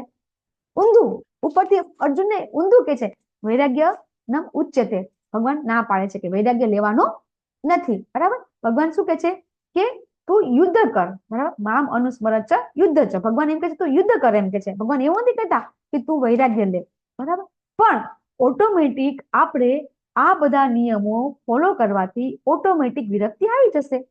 દાખલા તરીકે આપણે અત્યાર સુધી ઘણા લોકો એવા છે કે જે લોકોને ચા નથી છૂટતી, ડુંગળી નથી છૂટતા, કોફી નથી છૂટતી, બરાબર. પછી માવા, પિક્ચર જોવા, પેપર વાંચવું, કેટલા બધાને એવું છે, મને કહો કે કેટલા બધા એવા છે. અરે કેટલા લોકોને તો જેને કહેવાય કે ઉઠે ને બ્રશ કરતા કરતા પહેલા ન્યૂઝપેપર વાંચતા, બીજું બધું જાઓ તો બીજી તો ટેવ હોય, પણ પેપર ન વાંચે ને ત્યાં સુધી તો બીજું કોઈ કામ ન થાય. ચા અને કોફી તો સમજા કે તો બધાને હોય છે, પણ આ પણ ટેવ હતી બધાને કે ન્યૂઝપેપર, અને એમાં સૌથી વધારે ટાઈમ જાય ન્યૂઝપેપર વાંચવામાં. ટાઈમ જાય ને બે ખોટી વસ્તુ થાય. શું ખોટી વસ્તુ થાય? એક તો ટાઈમ જાય ને બીજું ખોટા સમાચારો, નેગેટિવિટી આપણને મગજમાં આવે ને સવારથી મગજ બગડી જાય આપણું. ઉઠીને તરત મગજને ફ્રેશ રાખવાના બદલે મગજ આપણું વધારે ખરાબ થઈ જાય, બરાબર. તો આ બધું આપણને ખબર જ નહોતી, આપણને આવું કોઈ કીધું જ નહોતું કોઈ દિવસ આપણને. બરાબર. આપણને શું હતું કે હા સમાચાર તો વાંચવા જ જોઈએ, દુનિયા શું ચાલે છે ખબર તો હોવી જોઈએ ને. આપણે તો દેશ ચલાવવાનો છે આખો. બરાબર. દેશનું શાસન ચલાવવાનું છે, આપણને ખબર તો હોવી જોઈએ ને કે ભાઈ દેશમાં શું ચાલી રહ્યું છે. જો તો હું તમને એક વસ્તુ કહું કે દાખલા તરીકે તમે ન્યૂઝપેપર નથી વાંચતા, બરાબર, અને તમે નોકરી ધંધા પર જાઓ છો, તમે બહાર જાઓ છો, તો તમને સમાચાર મળી જ રહેશે. જે ન્યૂઝ છે એ તમને મળવાના છે. એ તો કોઈ ને કોઈ આ ભૌતિક જગતના લોકો બધા આ જ કરવા નવરા છે, બરાબર. એ તમને કહી જ દેશે. હું તમને એક વસ્તુ કહું કે અમારા સ્ટાફમાં એક છોકરો છે, એનો ફ્રેન્ડ એક્સપાયર થઈ ગયો ગામમાં, મને ત્રીજા દિવસે ખબર પડી. તો શું ફેર પડ્યો? એના ફ્રેન્ડ એક્સપાયર થઈ ગયો કે જે બી હોય આ છે તે છે, તો એમાં આપણને શું ફેર પડ્યો? ખબર તો પડી, મોડી તો મોડી, અમુક વસ્તુ મોડી ખબર પડે કદાચ, ચલો ને પેપર ન વાંચીએ તો એમાં આપણી લાઈફમાં શું ફેર પડે, બરાબર. તો આ બધું વસ્તુ પેલા આપણને કોઈ કીધી નહોતી એટલે આપણને ખબર નહોતી. તો અહીંયા અનાસક્તિ આપણા વિરક્તિ છે. એ વિરક્તિ આપણે ક્યારે આવશે? દરેક વસ્તુ છે એ આપણે ભગવાનને સમર્પિત કરીશું તો. આપણને એમ છે કે હું આ ત્યાગ કરી દઉં, હું પેલો ત્યાગ કરી દઉં, બરાબર. તો આપણું તો કઈ છે નહીં. આપણું હોય તો આપણે ત્યાગ કર્યો કહેવાય, બરાબર. ઘણી જગ્યાએ આપણે જોઈએ છીએ કે પોતાની એમ કે છે કે બધી પ્રોપર્ટી દાનમાં આપી દીધી એમ. બધી પ્રોપર્ટી તમારી હતી? ખરેખર પ્રોપર્ટી કોની હોય છે? પ્રોપર્ટી આપણે ઈસોપિસોનો પેલો મંત્ર છે, બરાબર, ઈશાવાસે ઇદમ સર્વમ, બરાબર. એની અંદર ભગવાન કહે છે કે બધું મારું છે, કઈ તમારું નથી. તો પછી આપણું કઈ છે નહીં તો આપણે ત્યાગ કેવી રીતે કરવાનું છે, બરાબર. પણ અત્યારે ભગવાને આપણને જે આપ્યું છે એ બધું ભગવાનની સેવામાં લગાડવું એ ત્યાગ છે. આપણે બધું આપણે જ વાપરવાનું છે. દાખલા તરીકે આપણે ભગવાનને ભોગ ધરાવી તો ભગવાન ભોગ થઈ જાય છે. ભગવાન એમ કહે છે કે તું તારા કર્મના ફળનો ત્યાગ કર, મને અર્પણ કર, તો ભગવાન બધા ફળ લઈ લે છે. ભગવાનને ખાલી આપણે જેને કહેવાય કે ભાવનાથી, ચેતનાથી એને અર્પણ જ કરવાનું છે. ભગવાન બધું આપણને પાછું જ આપી દે છે. ભગવાન કઈ રાખતા નથી, બધી વસ્તુ. ઇવન એનું તો તમને ખબર છે, ભગવાન આપણે જયારે ભગવાનને અર્પણ કરીએ છીએ, ભગવાન પાછું આપે છે તો આપણને શું ફાયદો થાય છે ખબર તમને? કોઈ કહેશે? ભગવાનને આપણે આપ્યું, દાખલા તરીકે આપણે કોઈ ડોનેશન આપ્યું, મંદિરમાં ડોનેશન આપ્યું, અથવા તો આપણે ભગવાનને પ્રસાદ ધરાવ્યો, તો આપણે એમાં આપણને પાછું શું મળે છે? મને કોઈ કહેશે? ભગવાન દ્રષ્ટિપાત કરે છે એટલે એમાં મીઠાશ આવે છે. મીઠાશ આવે છે, યસ. બીજું ઘણું બધું છે, બહુ બધું કહેવાનું છે કે આપણને જયારે ભગવાનને આપીએ છીએ તો આપણને કેટલા ફાયદા થાય. આજે હું ફાયદા ગણવા બેસું ને તો ક્લાસ પૂરો થઈ જાય, એટલા બધા ફાયદા છે માતાજી. ભગવાનને અર્પણ કરવાના એટલા બધા ફાયદા છે કે એક તો તમને કદાચ એક વસ્તુ કહું કે સાયન્ટિફિકલી પ્રૂવ થયું છે કે ભગવાનને ભોગ ધરાવીને આપણે જયારે પ્રસાદ લઈએ છીએ તો એની અંદર આપણા કોઈ પણ રોગ, આપણે જયારે ભગવાનને ભોગ ધરાવીએ છીએ રોગ થવાના કીટાણુ હોય ને, તો એનાથી રોગ થવાના કીટાણુ પણ નાશ પામી જાય છે. સાયન્ટિફિકલી પ્રૂવ થઈ ગયું છે કે દાખલા તરીકે કોઈને કેન્સર હોય, બરાબર, તો એ કેન્સર વ્યક્તિ હોય ને એને બહુ અનાજ ખવાય નહીં. અનાજ ખાવાથી કેન્સરના જે સેલ્સ છે ને એ વધારે ડેવલપ થાય છે. કેન્સર મટી જાય પછી પણ જો કોઈ અનાજ ખાય ને તો એ અનાજ ખાવાથી કેન્સરના સેલ્સ છે વધારે થવાની શક્યતા રહે છે. પણ જ્યારે એ ભગવાનને ભોગ ધરાવીને પ્રસાદ લે છે તો એ કેન્સર થતું નથી. બીજું કે જ્યારે આપણે ભગવાનને કોઈ વસ્તુ બિલકુલ દાન, તમે દાખલા તરીકે મંદિરમાં દાન જ આપી દીધું, તમે 1000, 2000, 5000, પણ તમને ખબર નથી તમને એનું અનેક ગણું ભગવાન પાછું આપે છે. પણ ઈ તમને એમ થાય કે દાખલા તરીકે આપણે અમુક વસ્તુ આપી, 1000 રૂપિયા, 10,000 આપ્યા, પણ એના વળતર રૂપે તમને શું મળે છે ને એ તમને ખબર નથી પડતી. અનેક ગણું તમને એનું ફળ કે જે આપણા આધ્યાત્મિક જીવનમાં આપણી પ્રગતિ કરે છે એ મળે છે આપણને, અને એ દેખાતું નથી. ઘણી વખત એ જ ફળ તમને તમને ઇકોનોમિકલ 1000ના તમે 10,000 મળી જાય, લાખ મળી જાય, એવું થાય છે. પણ એના કરતા પણ વધારે એ તો આપણા માટે એમ છે ને કહેવાય ને કે 1000ના લાખ તો મળે ને એ તો આમ સામાન્ય કહેવાય. એના કરતા આપણા આધ્યાત્મિક જીવનમાં પ્રગતિ માટે ભગવાન એવું આપણને આપે છે કે જે આપણે જોઈ શકતા નથી, બરાબર. તો ભગવાનને આપણે આપીએ છીએ તો આપણે જે આસક્તિ છે એ બિલકુલ ઓછી થઈ જાય છે આપણને, બરાબર. અને એ આપણે બહુ જરૂરી છે. આપણે આ કુટુંબ પ્રત્યેની આસક્તિ છે, આપણે આ ઘર પ્રત્યેની. આજે આપણે કોઈ ઘરમાં કોઈ એમ કીધું હોય કે આ ઘરને, આ દિવાલને પાડી દો, તો પાડી શકીએ આપણે? ના ભાઈ ના. પછી બનાવે કોણ? બરાબર ને. તો આ બધી આપણી આસક્તિ કહેવાય. તો એ આસક્તિ છે આપણી ધીમે ધીમે જતી જશે. પછી પત્ની, બાળકો, પરિવારમાંથી મુક્તિ. અને આ પણ સમજવું બહુ જરૂરી છે. શું ઘર બાર છોડી દેવાનું છે? શું બ્રહ્મચારી બની જવાનું છે? શું હિમાલયમાં જતું રહેવાનું છે? ના, આ તો કરવાનું જ છે. પણ પત્ની છે તો પત્નીને ભગવાનની સેવામાં લગાડો, એને સમજાવો ભગવાનની ભક્તિ કેમ થાય, બાળકોને સમજાવો કેવી રીતે ભગવાનની ભક્તિ કરવાની. બરાબર? એમાં એમ કરવાથી આપણા બાળકોની જે આપણી જે ખરેખર આપણે બાળકોનો જે પ્રેમ છે એ સાચો પ્રેમ પ્રાપ્ત કરવાનો છે. અત્યારે આપણે પ્રેમ શું કેવો કરીએ છીએ? આપણે ખાલી ભૌતિકતા પ્રત્યે આપણને ખબર છે કે આ બાળકો આપણા છે એટલે આપણે એને પ્રેમ કરીએ છીએ. ખરેખર આ બાળકો તો આગલા જન્મમાં કયા હતા, એના પછી જન્મમાં આવતા જન્મમાં શું હશે આપણને નથી ખબર. બરાબર? પણ એ એક જીવ છે, એ ભગવાનનો જ એનામાં ભગવાનનો એમાં વાસ છે એવી દ્રષ્ટિ આપણે થઈ જશે. બરાબર? અને વિદ્યા વિનય સંપન્ને બ્રાહ્મણે ગવ્યસ્તને સુનિચય સપાકે છે બ્રાહ્મણ પંડિત સમદર્શના વાળો શ્લોક આપણને મગજમાં આવી જશે. અને આપણે શું કરીશું? આપણા બાળકમાં, આપણા પત્નીમાં ભગવાનને જોઈ શકીશું. અને પછી આપણે એને પણ ભગવાન પ્રત્યે કેવી રીતે એનામાં અનુભૂતિ જાગે એવો પ્રયાસ કરીશું. આને કહેવાય સાચો પ્રેમ. બરાબર? વિરક્તિ લાવવાની નથી, પણ આ કરવાનું છે. પછી માનસિકતા, લાભ, પછી સુખ દુઃખ, આ બધાથી આપણે નહીં વ્યથિત થઈ જાય, ઓટોમેટિક આપણામાં આ ભાવના આવી જશે. પછી આવે છે અમિશ્રિત ભક્તિ સેવા. બરાબર? ભક્તિની 9 પ્રક્રિયા. કઈ છે ભક્તિ 9 પ્રક્રિયા? એમાં જોડાવાનું સ્મરણમ, કીર્તનમ, દાસ્યમ, પાદ સેવનમ. અર્ચનમ, વંદનમ, સખ્યમ, દાસ્યમ, સાખ્યમ, આત્મ નિવેદનમ. બરાબર? એ છે નવધા ભક્તિ, નવ ભક્તિની 9 પ્રક્રિયા. બરાબર છે? કે આપણે શરૂઆતમાં શ્રવણ કરવાનું, બરાબર, પછી કીર્તન કરવાનું, આ બધું છે એ બધું આપણે કરવાનું. અને એમ કરવાથી આપણે શું કહેવાય છે? ભક્તિમાં જોડાઈ શકીએ છીએ. એકાંત સ્થળે રહેવાની ઈચ્છા. અત્યારે એકાંત સ્થળ મળતું નથી, પણ એકાંત સ્થળ અત્યારે પણ મળી જાય છે આપણને. ક્યારે મળી જાય છે એકાંત સ્થળ આપણને? રોજ આપણને આપણે રોજ એકાંત સ્થળ ભોગવીએ છીએ. ક્યારે ભોગવીએ છીએ? સવારે જપ કરીએ. સવારમાં જપ કરીએ. બરાબર? બિલકુલ જેને કહેવાય કે વાતાવરણ એકદમ શાંત હોય છે. અને એક છે આત્મ સાક્ષાત્કારનું મહત્વ સમજવું. આ બહુ જ જેને કહેવાય કે સમજવું આપણે અઘરું છે. કે આ બધું તો કીધું કે બધું સિનેમા છોડી દીધી, રમતમાં છોડી દીધી, પેપર છોડી દીધું. બરાબર? પણ આત્મ સાક્ષાત્કારનો સ્વીકાર કરવા માટે આપણે તબક્કા 3 જોયા આપણે શરૂઆતમાં, બીજા અધ્યાયમાં. કયા છે 3 તબક્કા? પેલા બ્રહ્મ, પરમાત્મા અને ભગવાન. હા, બ્રહ્મ, પરમાત્મા અને ભગવાન. બરાબર? તો આ જે છે એ આપણા આત્મ સાક્ષાત્કારના જે 3 તબક્કા છે એ આપણે સ્વીકાર કરવા માટે આપણે પોતાને જ્ઞાન છે એ જ્ઞાન અહીંયા આપણને કે છે તમારે ધીમે ધીમે તમારે પ્રાપ્ત કરવું જોઈએ. બરાબર? અને દાર્શનિકની શોધ એટલે કે નવા સંશોધન છે, દાર્શનિક અસ્વીકાર, એ આપણે તો નથી કરી શકતા, પણ પ્રયત્ન કરવાનો આપણે. કે દાખલા તરીકે કઈ હવે અત્યારે મોબાઈલ આપણે લીધો છે. બરાબર છે? હવે આજે તમે મોબાઈલ લીધો અને આવતીકાલે નવો મોબાઈલ આવી ગયો. બરાબર? તો આપણને એવું મન ન થઈ જવું જોઈએ ચલો હું લઈ જ લઉં નવો મોબાઈલ. જ્યાં સુધી આપણે આ ટેકનોલોજી આપણે ચાલે છે ત્યાં સુધી ચલાવવાનું. જનરલી બધા કેવું કરતા હોય છે, એક વર્ષ થાય એટલે મોબાઈલ ખરીદ નાખે. ના, હવે તો નવો મોબાઈલ આવ્યો ને મારે લઈ જ લેવો પડે. તો આ નવી સંશોધન થાય છે, નો ડાઉટ, કે એમાં નવા એપ્લિકેશન આવે છે, નવી ટેકનોલોજી આવે છે, તો આપણે સ્વીકાર કરવો જોઈએ. પણ જ્યાં સુધી બને ત્યાં સુધી આપણે એવો પ્રયત્ન કરવાનો કે ન થાય ત્યાં સુધી આપણે કરવાનો. આમાં એક વસ્તુ નથી લખેલી કે જેને કહેવાય છે સદગુરુનો આશ્રય, એ નથી આવ્યો ને પ્રભુજી? આમાં એક ગુણ રહી ગયો છે. આમાં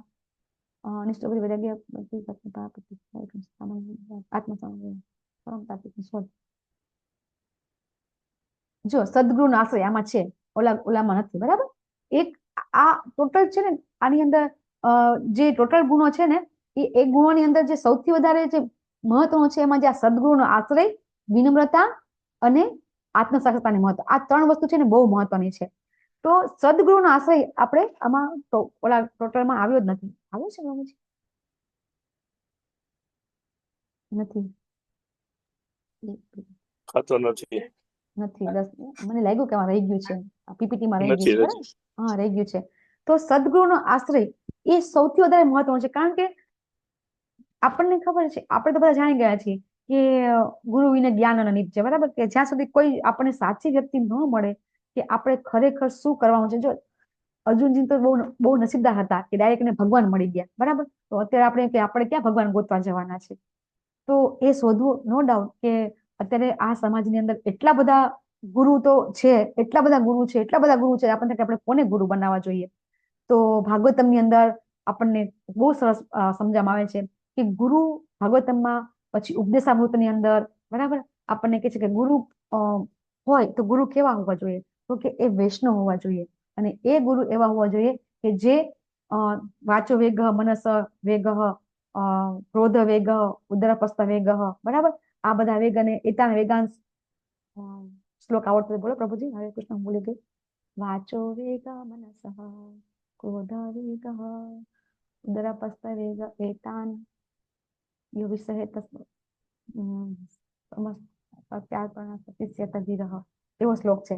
એની અંદર આપણને સમજવામાં આવે છે કે કેવો ગુરુ કોણ હોવા જોઈએ, બરાબર, કેવા હોવા જોઈએ. તો સૌથી પહેલા તો એ આ બધા વેગને સહન કરતા હોવા જોઈએ, એવા ગુરુ હોવા જોઈએ. એવું ન હોવું જોઈએ કે તમે એ બહાર તમને ગુરુ લાગે પણ તમે અંદર અંદર જઈને જુઓ તો ટીવી જોતા હોય, પેપર વાંચતા હોય, બરાબર, એ પોતાના જ ઇન્દ્રિય તૃપ્તિ કરતા હોય, તો આવા ગુરુ ના હોવા જોઈએ, બરાબર છે. પછી બીજું કે એ વૈષ્ણવ હોવા જોઈએ. ત્રીજું કે પરંપરામાં હોવા જોઈએ. જે વ્યક્તિ છે એ વ્યક્તિ એના ગુરુ, એમના ગુરુ, એમના ગુરુ, એમના ગુરુ ભગવાન સુધી જે પહોંચતી હોય પરંપરા, એ પરંપરામાં આપણને ખબર છે કે સનાતન ધર્મમાં 4 પરંપરા છે, બરાબર છે. બ્રહ્મ, શ્રી, આપણે બધા ખબર છે, કુમાર અને રુદ્ર. આ 4 પરંપરા છે, ભગવાને પોતે સ્થાપના કરી છે. તો આ પરંપરામાંથી તમે કોઈ પણ ગુરુ, અમે એમ નથી કહેતા તમે બ્રહ્મ મધ્યમાં જાઓ, તમે કોઈ બી સંપ્રદાયમાં તમે ભગવાન વિષ્ણુનું જ્ઞાન તમે લઈ શકો છો. પરંતુ પરંપરામાં જ્ઞાન લેવું ખૂબ જરૂરી છે. તમને હમણાં જ વાત કરી મેં કે યોગ્ય સ્ત્રોત સાંભળશું નહીં, આપણે યોગ્ય જગ્યાએથી સાંભળશું નહીં આપણે, તો આપણે આપણું જે મેઇન ગોલ છે કે મનુષ્ય જીવન કેમ સૌથી શ્રેષ્ઠ છે, કેવી રીતે શ્રેષ્ઠ છે, એ સમજી નહીં શકીએ. આપણને ભૌતિક દુનિયામાં બધા કહેતા હોય છે કે મનુષ્ય જીવન સૌથી શ્રેષ્ઠ છે, મનુષ્ય બુદ્ધિશાળી પ્રાણી છે, મનુષ્ય ઉત્તમ છે, પણ કેવી રીતે ઉત્તમ છે એ આપણને કોઈ સમજાઈ શકશે નહીં. આપણે ખૂબ અજ્ઞાનમાં જીવીએ છીએ. સૌથી મોટું અજ્ઞાન હું તો વારંવાર કહેતી હોય છું કે મને જ પોતાને ખબર નહોતી કે સ્વર્ગ છે શ્રેષ્ઠ જગ્યા નથી એમ, બરાબર. મને જ એવું હતું કે સ્વર્ગ છે શ્રેષ્ઠ, નરક છે એ ખરાબમાં ખરાબ, બરાબર, આવું આપણને ખબર હતી. તો નરક તો ખરાબ છે જ, એ તો બરાબર છે, પણ સ્વર્ગ શ્રેષ્ઠ નથી એ આપણને ભગવદ ગીતા વાંચ્યા પછી ખબર પડી. તો આ બધું જ્ઞાન છે આપણને ક્યાંથી મળ્યું?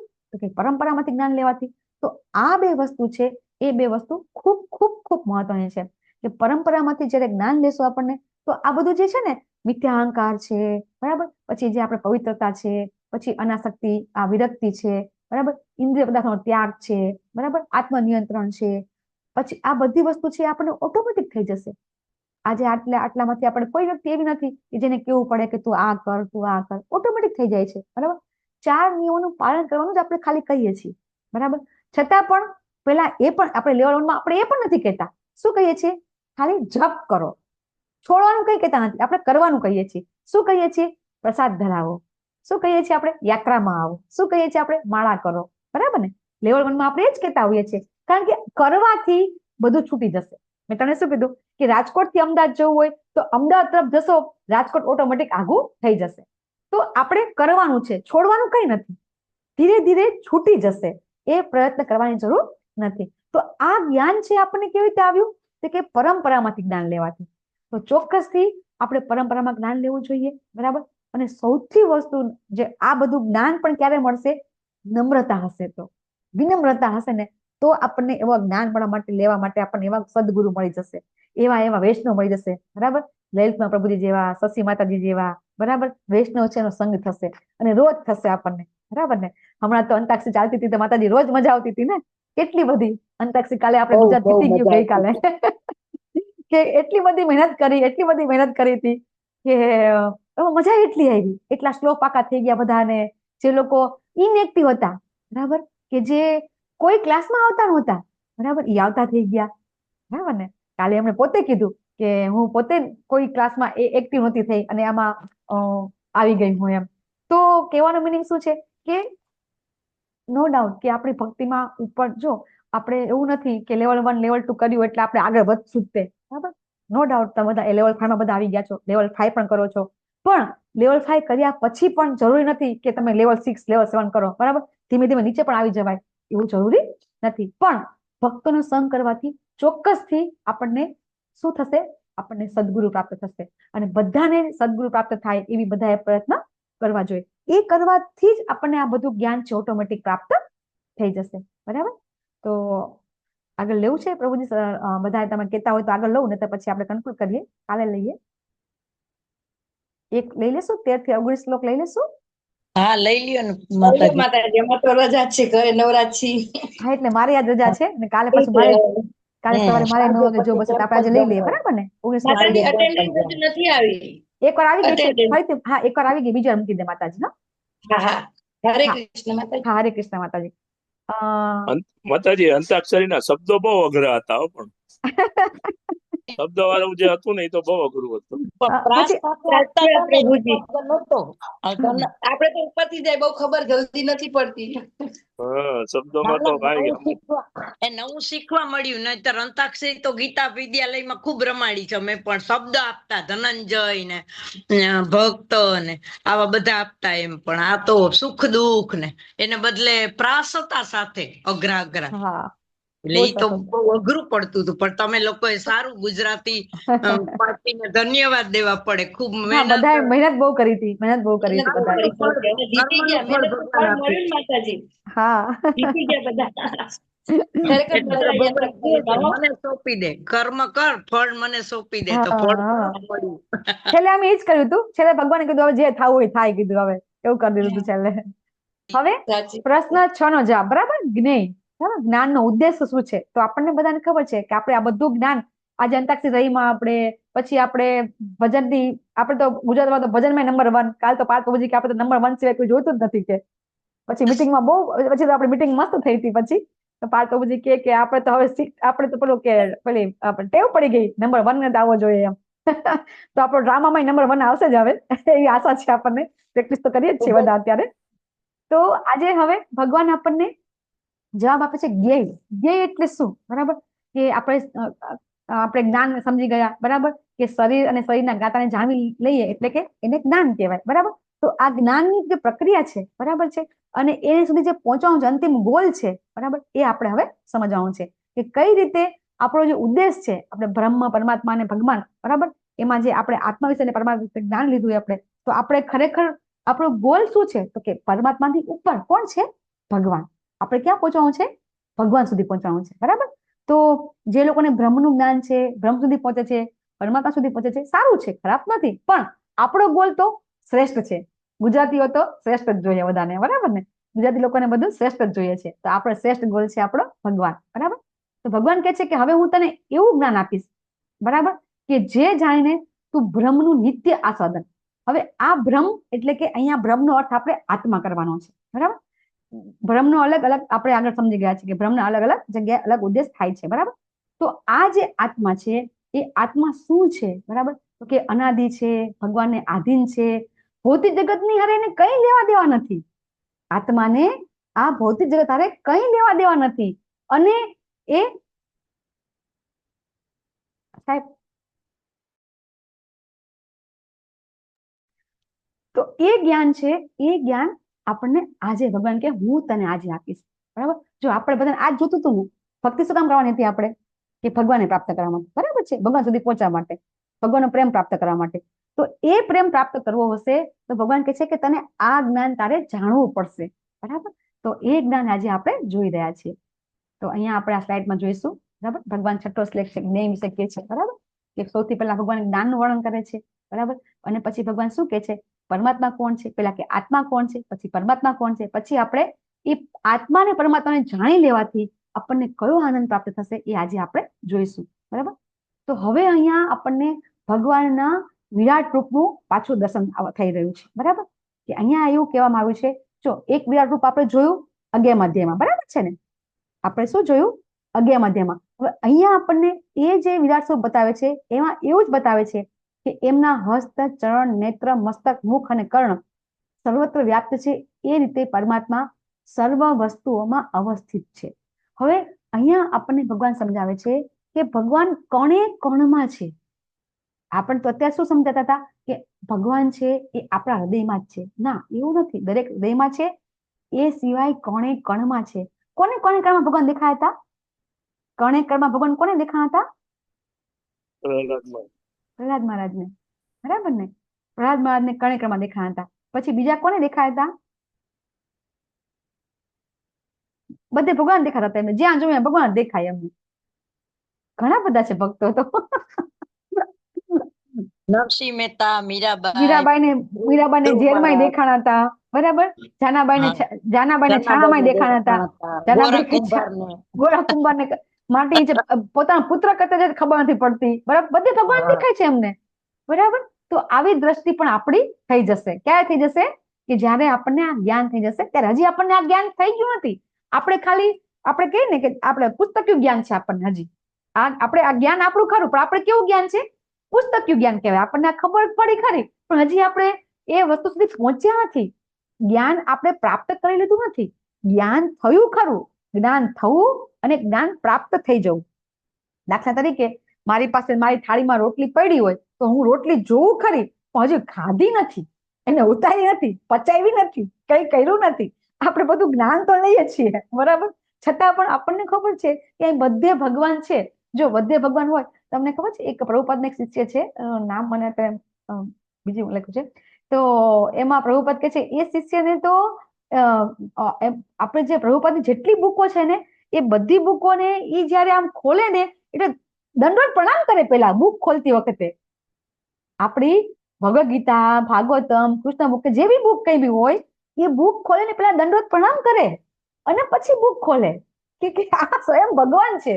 તો ચલો ત્યાં સુધી તો આપણને જ્ઞાન, હજી તો આપણે એવું નથી કહી શકતા, આપણને તો યાદ આવ્યું નથી, બુક ખોલી નથી, ચલો આ શ્લોક પાકો કરી નાખીએ આપણે, બરાબર. તો આ જ્ઞાન છે હજી આપણને, હજી આ પુસ્તકમાં આ દરેક વસ્તુમાં ભગવાન છે એવું આપણને થતું નથી, બરાબર. તો એ થશે ધીમે ધીમે, આપણને પણ થશે, આપણે ચિંતા કરવાની નથી. એ છે પ્રક્રિયા ચાલુ થઈ ગઈ છે. પછી પરમાત્મા સર્વ ઇન્દ્રિયોના આદિ સ્તોત્ર છે, છતાં ઇન્દ્ર રહિત છે, બરાબર. સર્વ ઇન્દ્રિય ગુણાભાસમ, સર્વ ઇન્દ્રિય અવર્જિતમ, બરાબર. અને આ શ્લોક છે ને એને માયાવાદી રહ્યો ને એ લોકોને બહુ ગમતો હોય છે. બોલો કેમ ગમતો હોય છે? શશી માતાજીને બહુ ખબર છે કે ભગવાન છે ને એ સર્વ ઇન્દ્રિયોના સ્તોત્ર છે, પણ છતાં ભગવાન ઇન્દ્રિય રહિત છે. તો આ શ્લોક માયાવાદીને કેમ ગમે છે? હરે કૃષ્ણ. ભગવાનને ઇન્દ્રિય નથી એટલે કે ભગવાન છે એ નિરાકાર. હા, માયાવાદી શું સમજે છે કે ભગવાન છે એનો આકાર નિરાકાર છે, બરાબર. બીજું એમ કે છે કે આપણે, હું ભગવાન નિરાકાર છે અને આપણે પણ ભગવાન બની જશું. આપણે અત્યારે માયાથી આવૃત છીએ. શું કે છે? અત્યારે આપણે માયાથી આવૃત છીએ. માયાવાદી શું કે છે? માયાથી આવૃત છીએ આપણે ધીમે ધીમે આપણા માયાથી દૂર થઈ જશું અને આપણામાં જેવું માયાનું આવરણ છૂટી જશે એટલે આપણે પણ ભગવાન જેવા થઈ જશું, એવું સમજે છે લોકો. અને એ બહુ જ ખતરનાક વસ્તુ છે, બરાબર. અહીંયા ભગવાન એમ કહેવા માંગે છે કે હું ઇન્દ્ર રહિત છું. એટલે શું છે? અહીંયા ભગવાન કે પ્રકૃતિના ગુણોથી પર છે, અનાસક્ત છે અને ભૌતિક પ્રકૃતિના સર્વ ગુણોના સ્વામી છે. ચોખ્ખું લખ્યું છે, અસક્તમ સર્વભૂતચૈવ નિર્ગુણમ ગુણ ભોક્તૃ ચ. નિર્ગુણ છે ભગવાન, નો ડાઉટ. ભગવાન ગુણ વગરના છે, નિર્ગુણ છે, પણ કેવા છે? એ ગુણોના ભોગતા છે. ભગવાન ગુણોના સ્વામી છે. એટલે કે જે માયા છે, માયાના ભગવાન સ્વામી છે, બરાબર. અને એમના નિર્ગુણ એટલે કેવા છે? કે એમના ગુણ છે એ દિવ્ય છે અને આ ત્રણેય ગુણોથી પર છે. બસ આ વસ્તુ છે એ માયાવાદી સ્વીકારી શકતા નથી. ભગવાને એક જ શ્લોકમાં કીધું કે હું નિર્ગુણ છું, અને કેટલાય શ્લોકમાં કીધું છે અવ્યક્ત આસક્ત ચેતસા. ભગવાન કેટલા શ્લોકમાં કહે છે કે હું મારું સ્વરૂપ છે. ભગવાન તો ઘણા બધા શ્લોકમાં કહે છે કે હું તો મારું પોતાનું સ્વરૂપ છે. તો એ શ્લોક એ લોકો નહીં સ્વીકાર કરે, પણ જે શ્લોકમાં નિર્ગુણ છે એવું કે છે એ શ્લોકનો સ્વીકાર કરે છે. 12મા અધ્યાયમાં પણ આપણે આવી ગયું ને અવ્યક્ત વાળા શ્લોકમાં, હે ને 12.5માં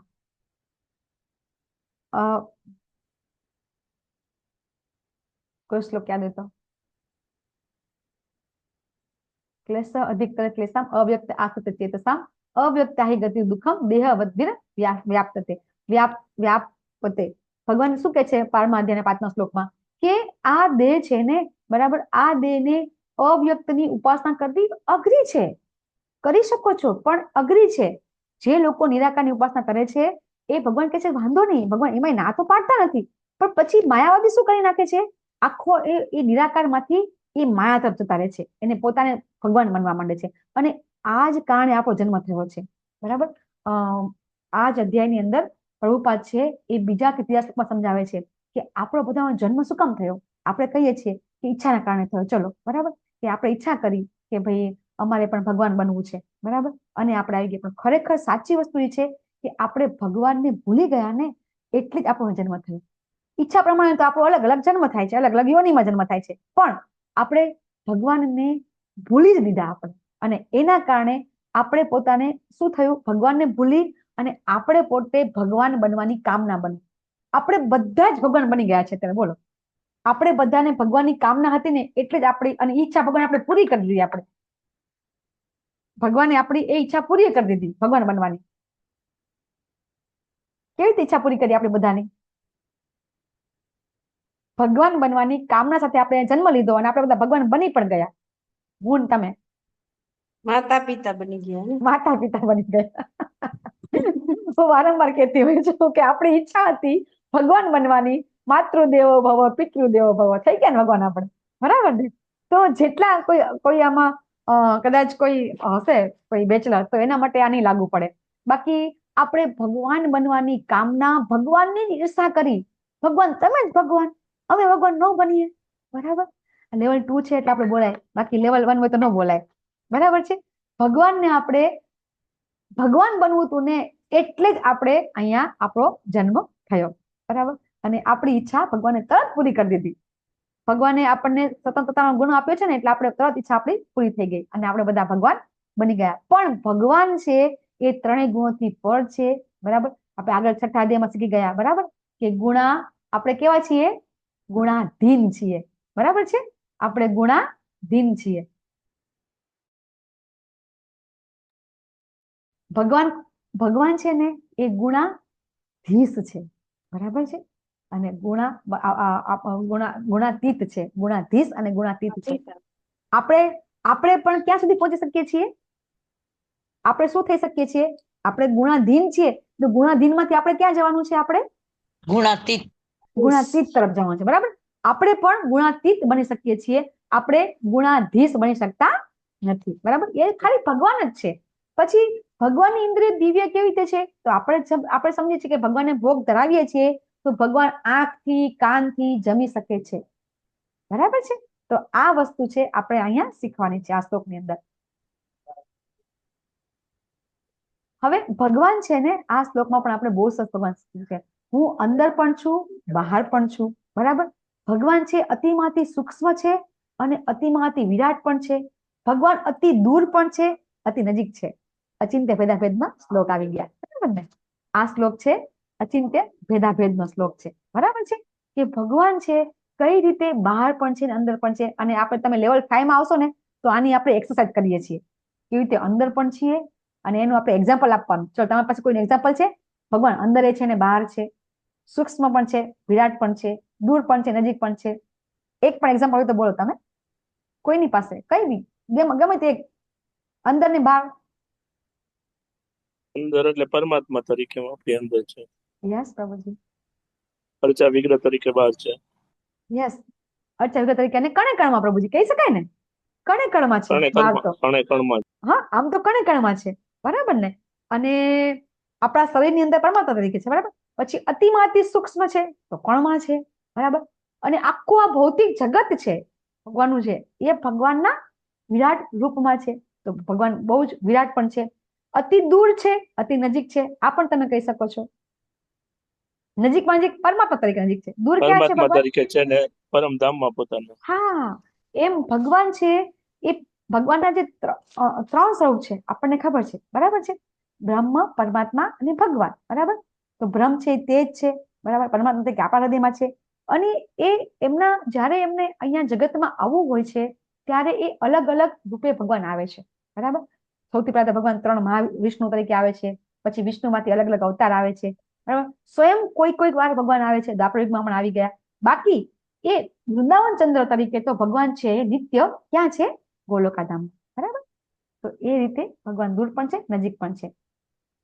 પછી પરમાત્મા સર્વજીવોમાં વિભાજિત હોય પણ લાગે છે વિભાજિત થતા નથી. યસ પ્રભુજી. તેઓ જીવના પાલન કરતા, સંહારક અને જન્મ આપનારા પણ છે. તો આ શ્લોક ક્યાં આવી ગયો? 10મા અધ્યાયમાં આવી ગયો ને.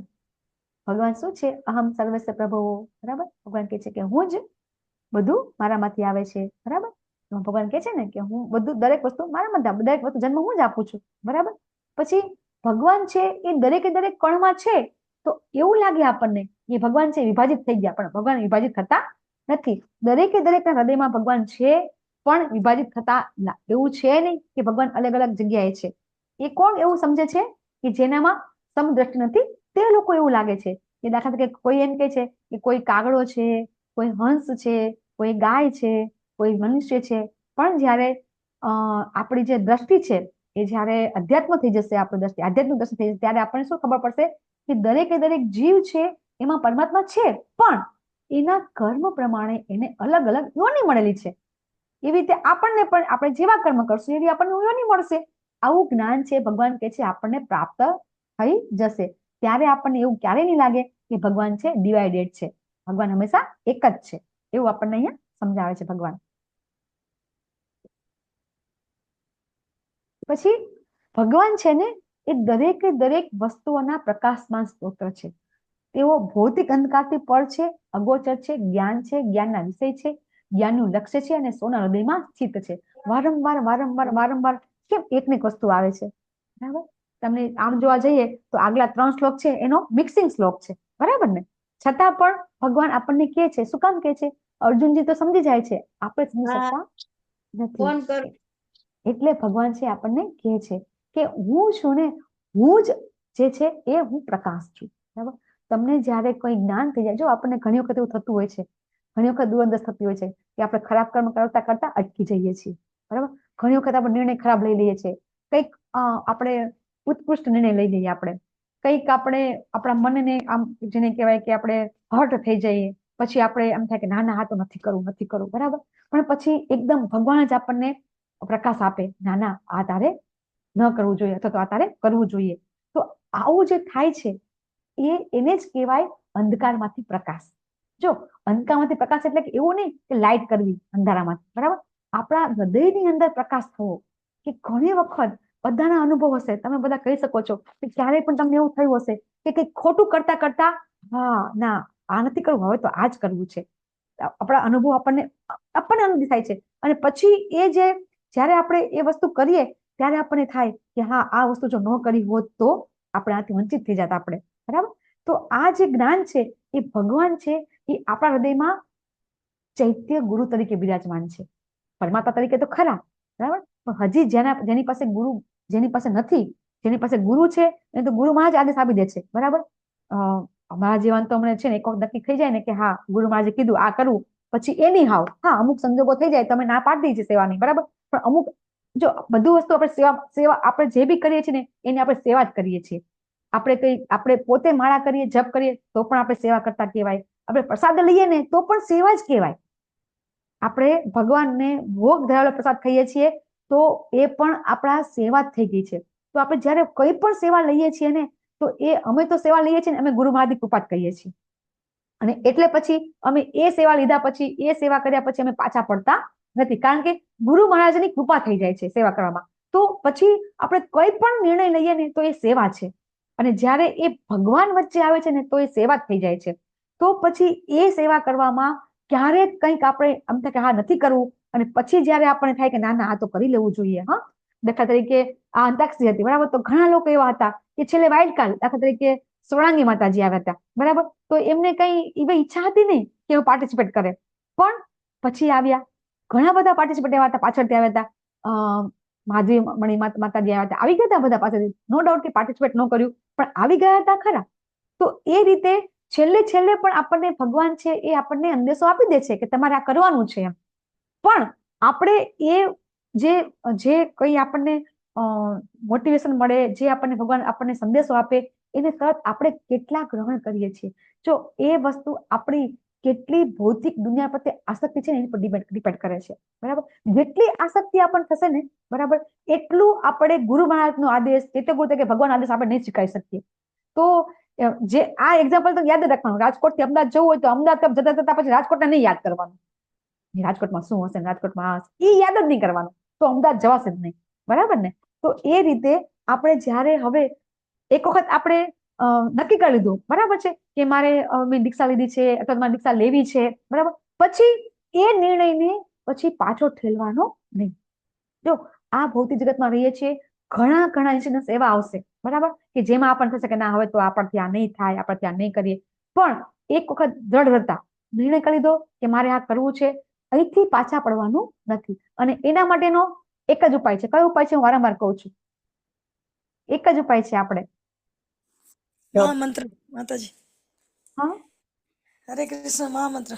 યસ, મહામંત્ર, યસ. ભગવાનની શરણાગતિ. સાધુ સંત, વારંવાર કહું છું, સંગ છોડવાનું નહીં. જ્યારે મળે ત્યારે ક્લાસમાં જોઈન થઈ જવાનું. જેને જે કેવું એ કે.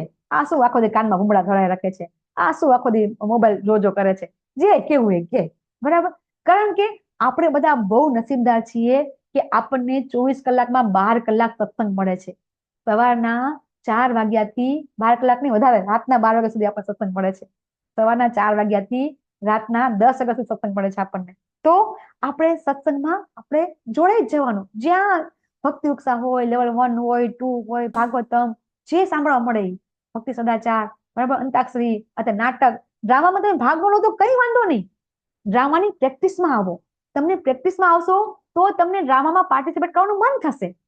આ તો ઓનલાઈન ડ્રામા કરવાનો છે. આપણે જેને ન આવવું હોય એના માટે પણ તમને બધાને માર્ગ ખુલ્લા છે. અમારે હજી બી પાત્ર ખૂટે છે અમારે, બરાબર છે. આવતા શનિવારે આપણે ડ્રામાની કોમ્પિટિશન છે. તો હજી પણ તમારે ઓનલાઈન ઘરે બેઠા ડ્રામા કરવાનો છે. આપણે કઈ ન્યા નથી કરવાનો, તો તમે એમાં પણ આવી શકો છો. તો એ કરવાથી આપણે જો ડ્રામામાં આ બધી કોમ્પિટિશનમાં ભાગ લે શું થાય છે ખબર છે? 24 કલાક ભગવાનનું સ્મરણ રહે છે. કારણ કે આપણને એમ થાય અંતાક્ષરીમાં શું થતું, ઓલો શ્લોક ને મગજમાં આખો શ્લોક જ રમતા હતા, બોલો શ્લોક ને પેલો શ્લોક ને પેલો શ્લોક, બરાબર. હવે ડ્રામામાં ઓલો ડ્રામા, પેલો ડ્રામા, ઓલો શ્લોક, બરાબર. તો એ રીતે ભજન ગાવાના હોય તો ભગવાનના ભજનમાં તમને આસક્તિ થઈ જાય. તો આપણું મન છે એ મન ક્યાં રહે? ભગવાનમાં ને ભગવાનમાં રહ્યા કરે. ને ઓટોમેટિક આપણું જે સ્મરણ, આપણા સ્મરણમાં જે ભક્તિની પ્રક્રિયા છે 4, બરાબર, તો એમાં એકમાં આપણું મન રમ્યા કરે. અને આપણે આ જ કરવાનું છે. ખાતા પીતા, રસોઈ કરતા, નાતા ધોતા, બરાબર, નોકરી કરતા, છોકરા ઉછેર કરતા, મોટા કરતા, એને ભણાવતા, બરાબર, સાફ સફાઈ કરતા ફક્ત ને ફક્ત ભગવાનનું સ્મરણ. બસ આ આપણે ઓટોમેટિક થઈ જશે, કરવું નહીં પડે. પણ ક્યારે? આવી સેવામાં ઇન્વોલ્વ થશો તમે બધા, આવી બધી સેવામાં ઇન્વોલ્વ થશો ને એટલે ઓટોમેટિક તમારામાં એ ચેતના પરિવર્તન આવી જશે. બરાબર. અને ભગવાન આપણને આ જ સમજાવે છે. યસ માતાજી. એ ડ્રામા ગ્રુપની લિંક મોકલજો ને, આમાં મોકલજો ને. યસ આરતી માતાજી છે, ખુશી માતાજી મૂકજો. હા ને, કોણ છે? જયંત પ્રભુજી છે ને? હા, હરે કૃષ્ણ પ્રભુજી મૂકશે લિંક, મુકાઈ દેશો માતાજી, ચોક્કસ. હા, હરે કૃષ્ણ. હરે કૃષ્ણ. હવે ભગવાન શું કે છે કે જે મેં આ જ્ઞાન અને આ જ્ઞેય તમે જે સમજાવ્યું ને, એ કોણ સમજશે? ફક્ત ને ફક્ત મારા ભક્તો સમજી શકશે, બરાબર. બીજો કોઈ સમજી શકશે નહીં. અહીંયા ભગવાન, અહીંયા પાછું આ ચિત્ર આપ્યું આપણને. ભગવાન શું આપ્યું? ભગવાન શું કે છે કે અહીંયા બે પક્ષી, એક ઝાડ ઉપર બે પક્ષી છે, બરાબર. એક ફળ ખાય છે અને એક જોવે છે. તો આ જે જીવાત્મા છે, બરાબર, એ કાર્ય કરે છે આ શરીર રૂપી સાથે, અને પરમાત્મા છે એ ખાલી ફક્ત ને ફક્ત શું કરે છે? એને નિહાળે છે હંમેશા માટે. એવું નહીં 1 મિનિટ 2 મિનિટ માટે, બરાબર. આપણું લાઈફ સ્પાન ચાલુ થઈ ગયા પછી, પૂરું થઈ ગયા પછી પણ ભગવાન સાથે રહે છે. તમને ખબર છે? એવું નથી કે આપણે મૃત્યુ પામીએ પછી ભગવાન સાથે નથી રહેતા. ભગવાન, આપણે મૃત્યુ પામીએ, પાછા નવા જન્મ લઈએ, પાછા ભગવાન ત્યાં આપણી સાથે રહે છે. તો ભગવાન છે એ ભગવાન હંમેશા ને હંમેશા આપણી સાથે રહે છે. ઉપદેશ વાળો શ્લોક જતો રહ્યો કે શું માતાજી?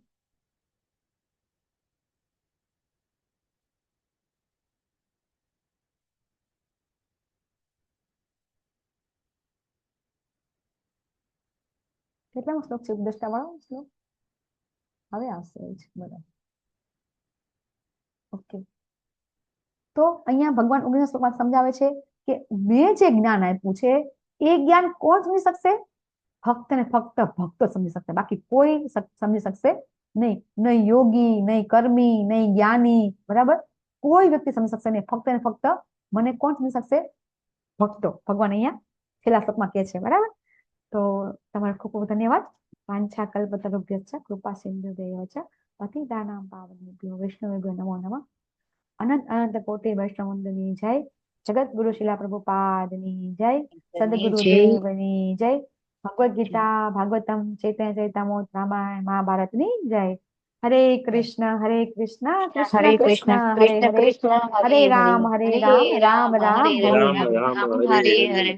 હરે કૃષ્ણ. હરે કૃષ્ણ માતાજી.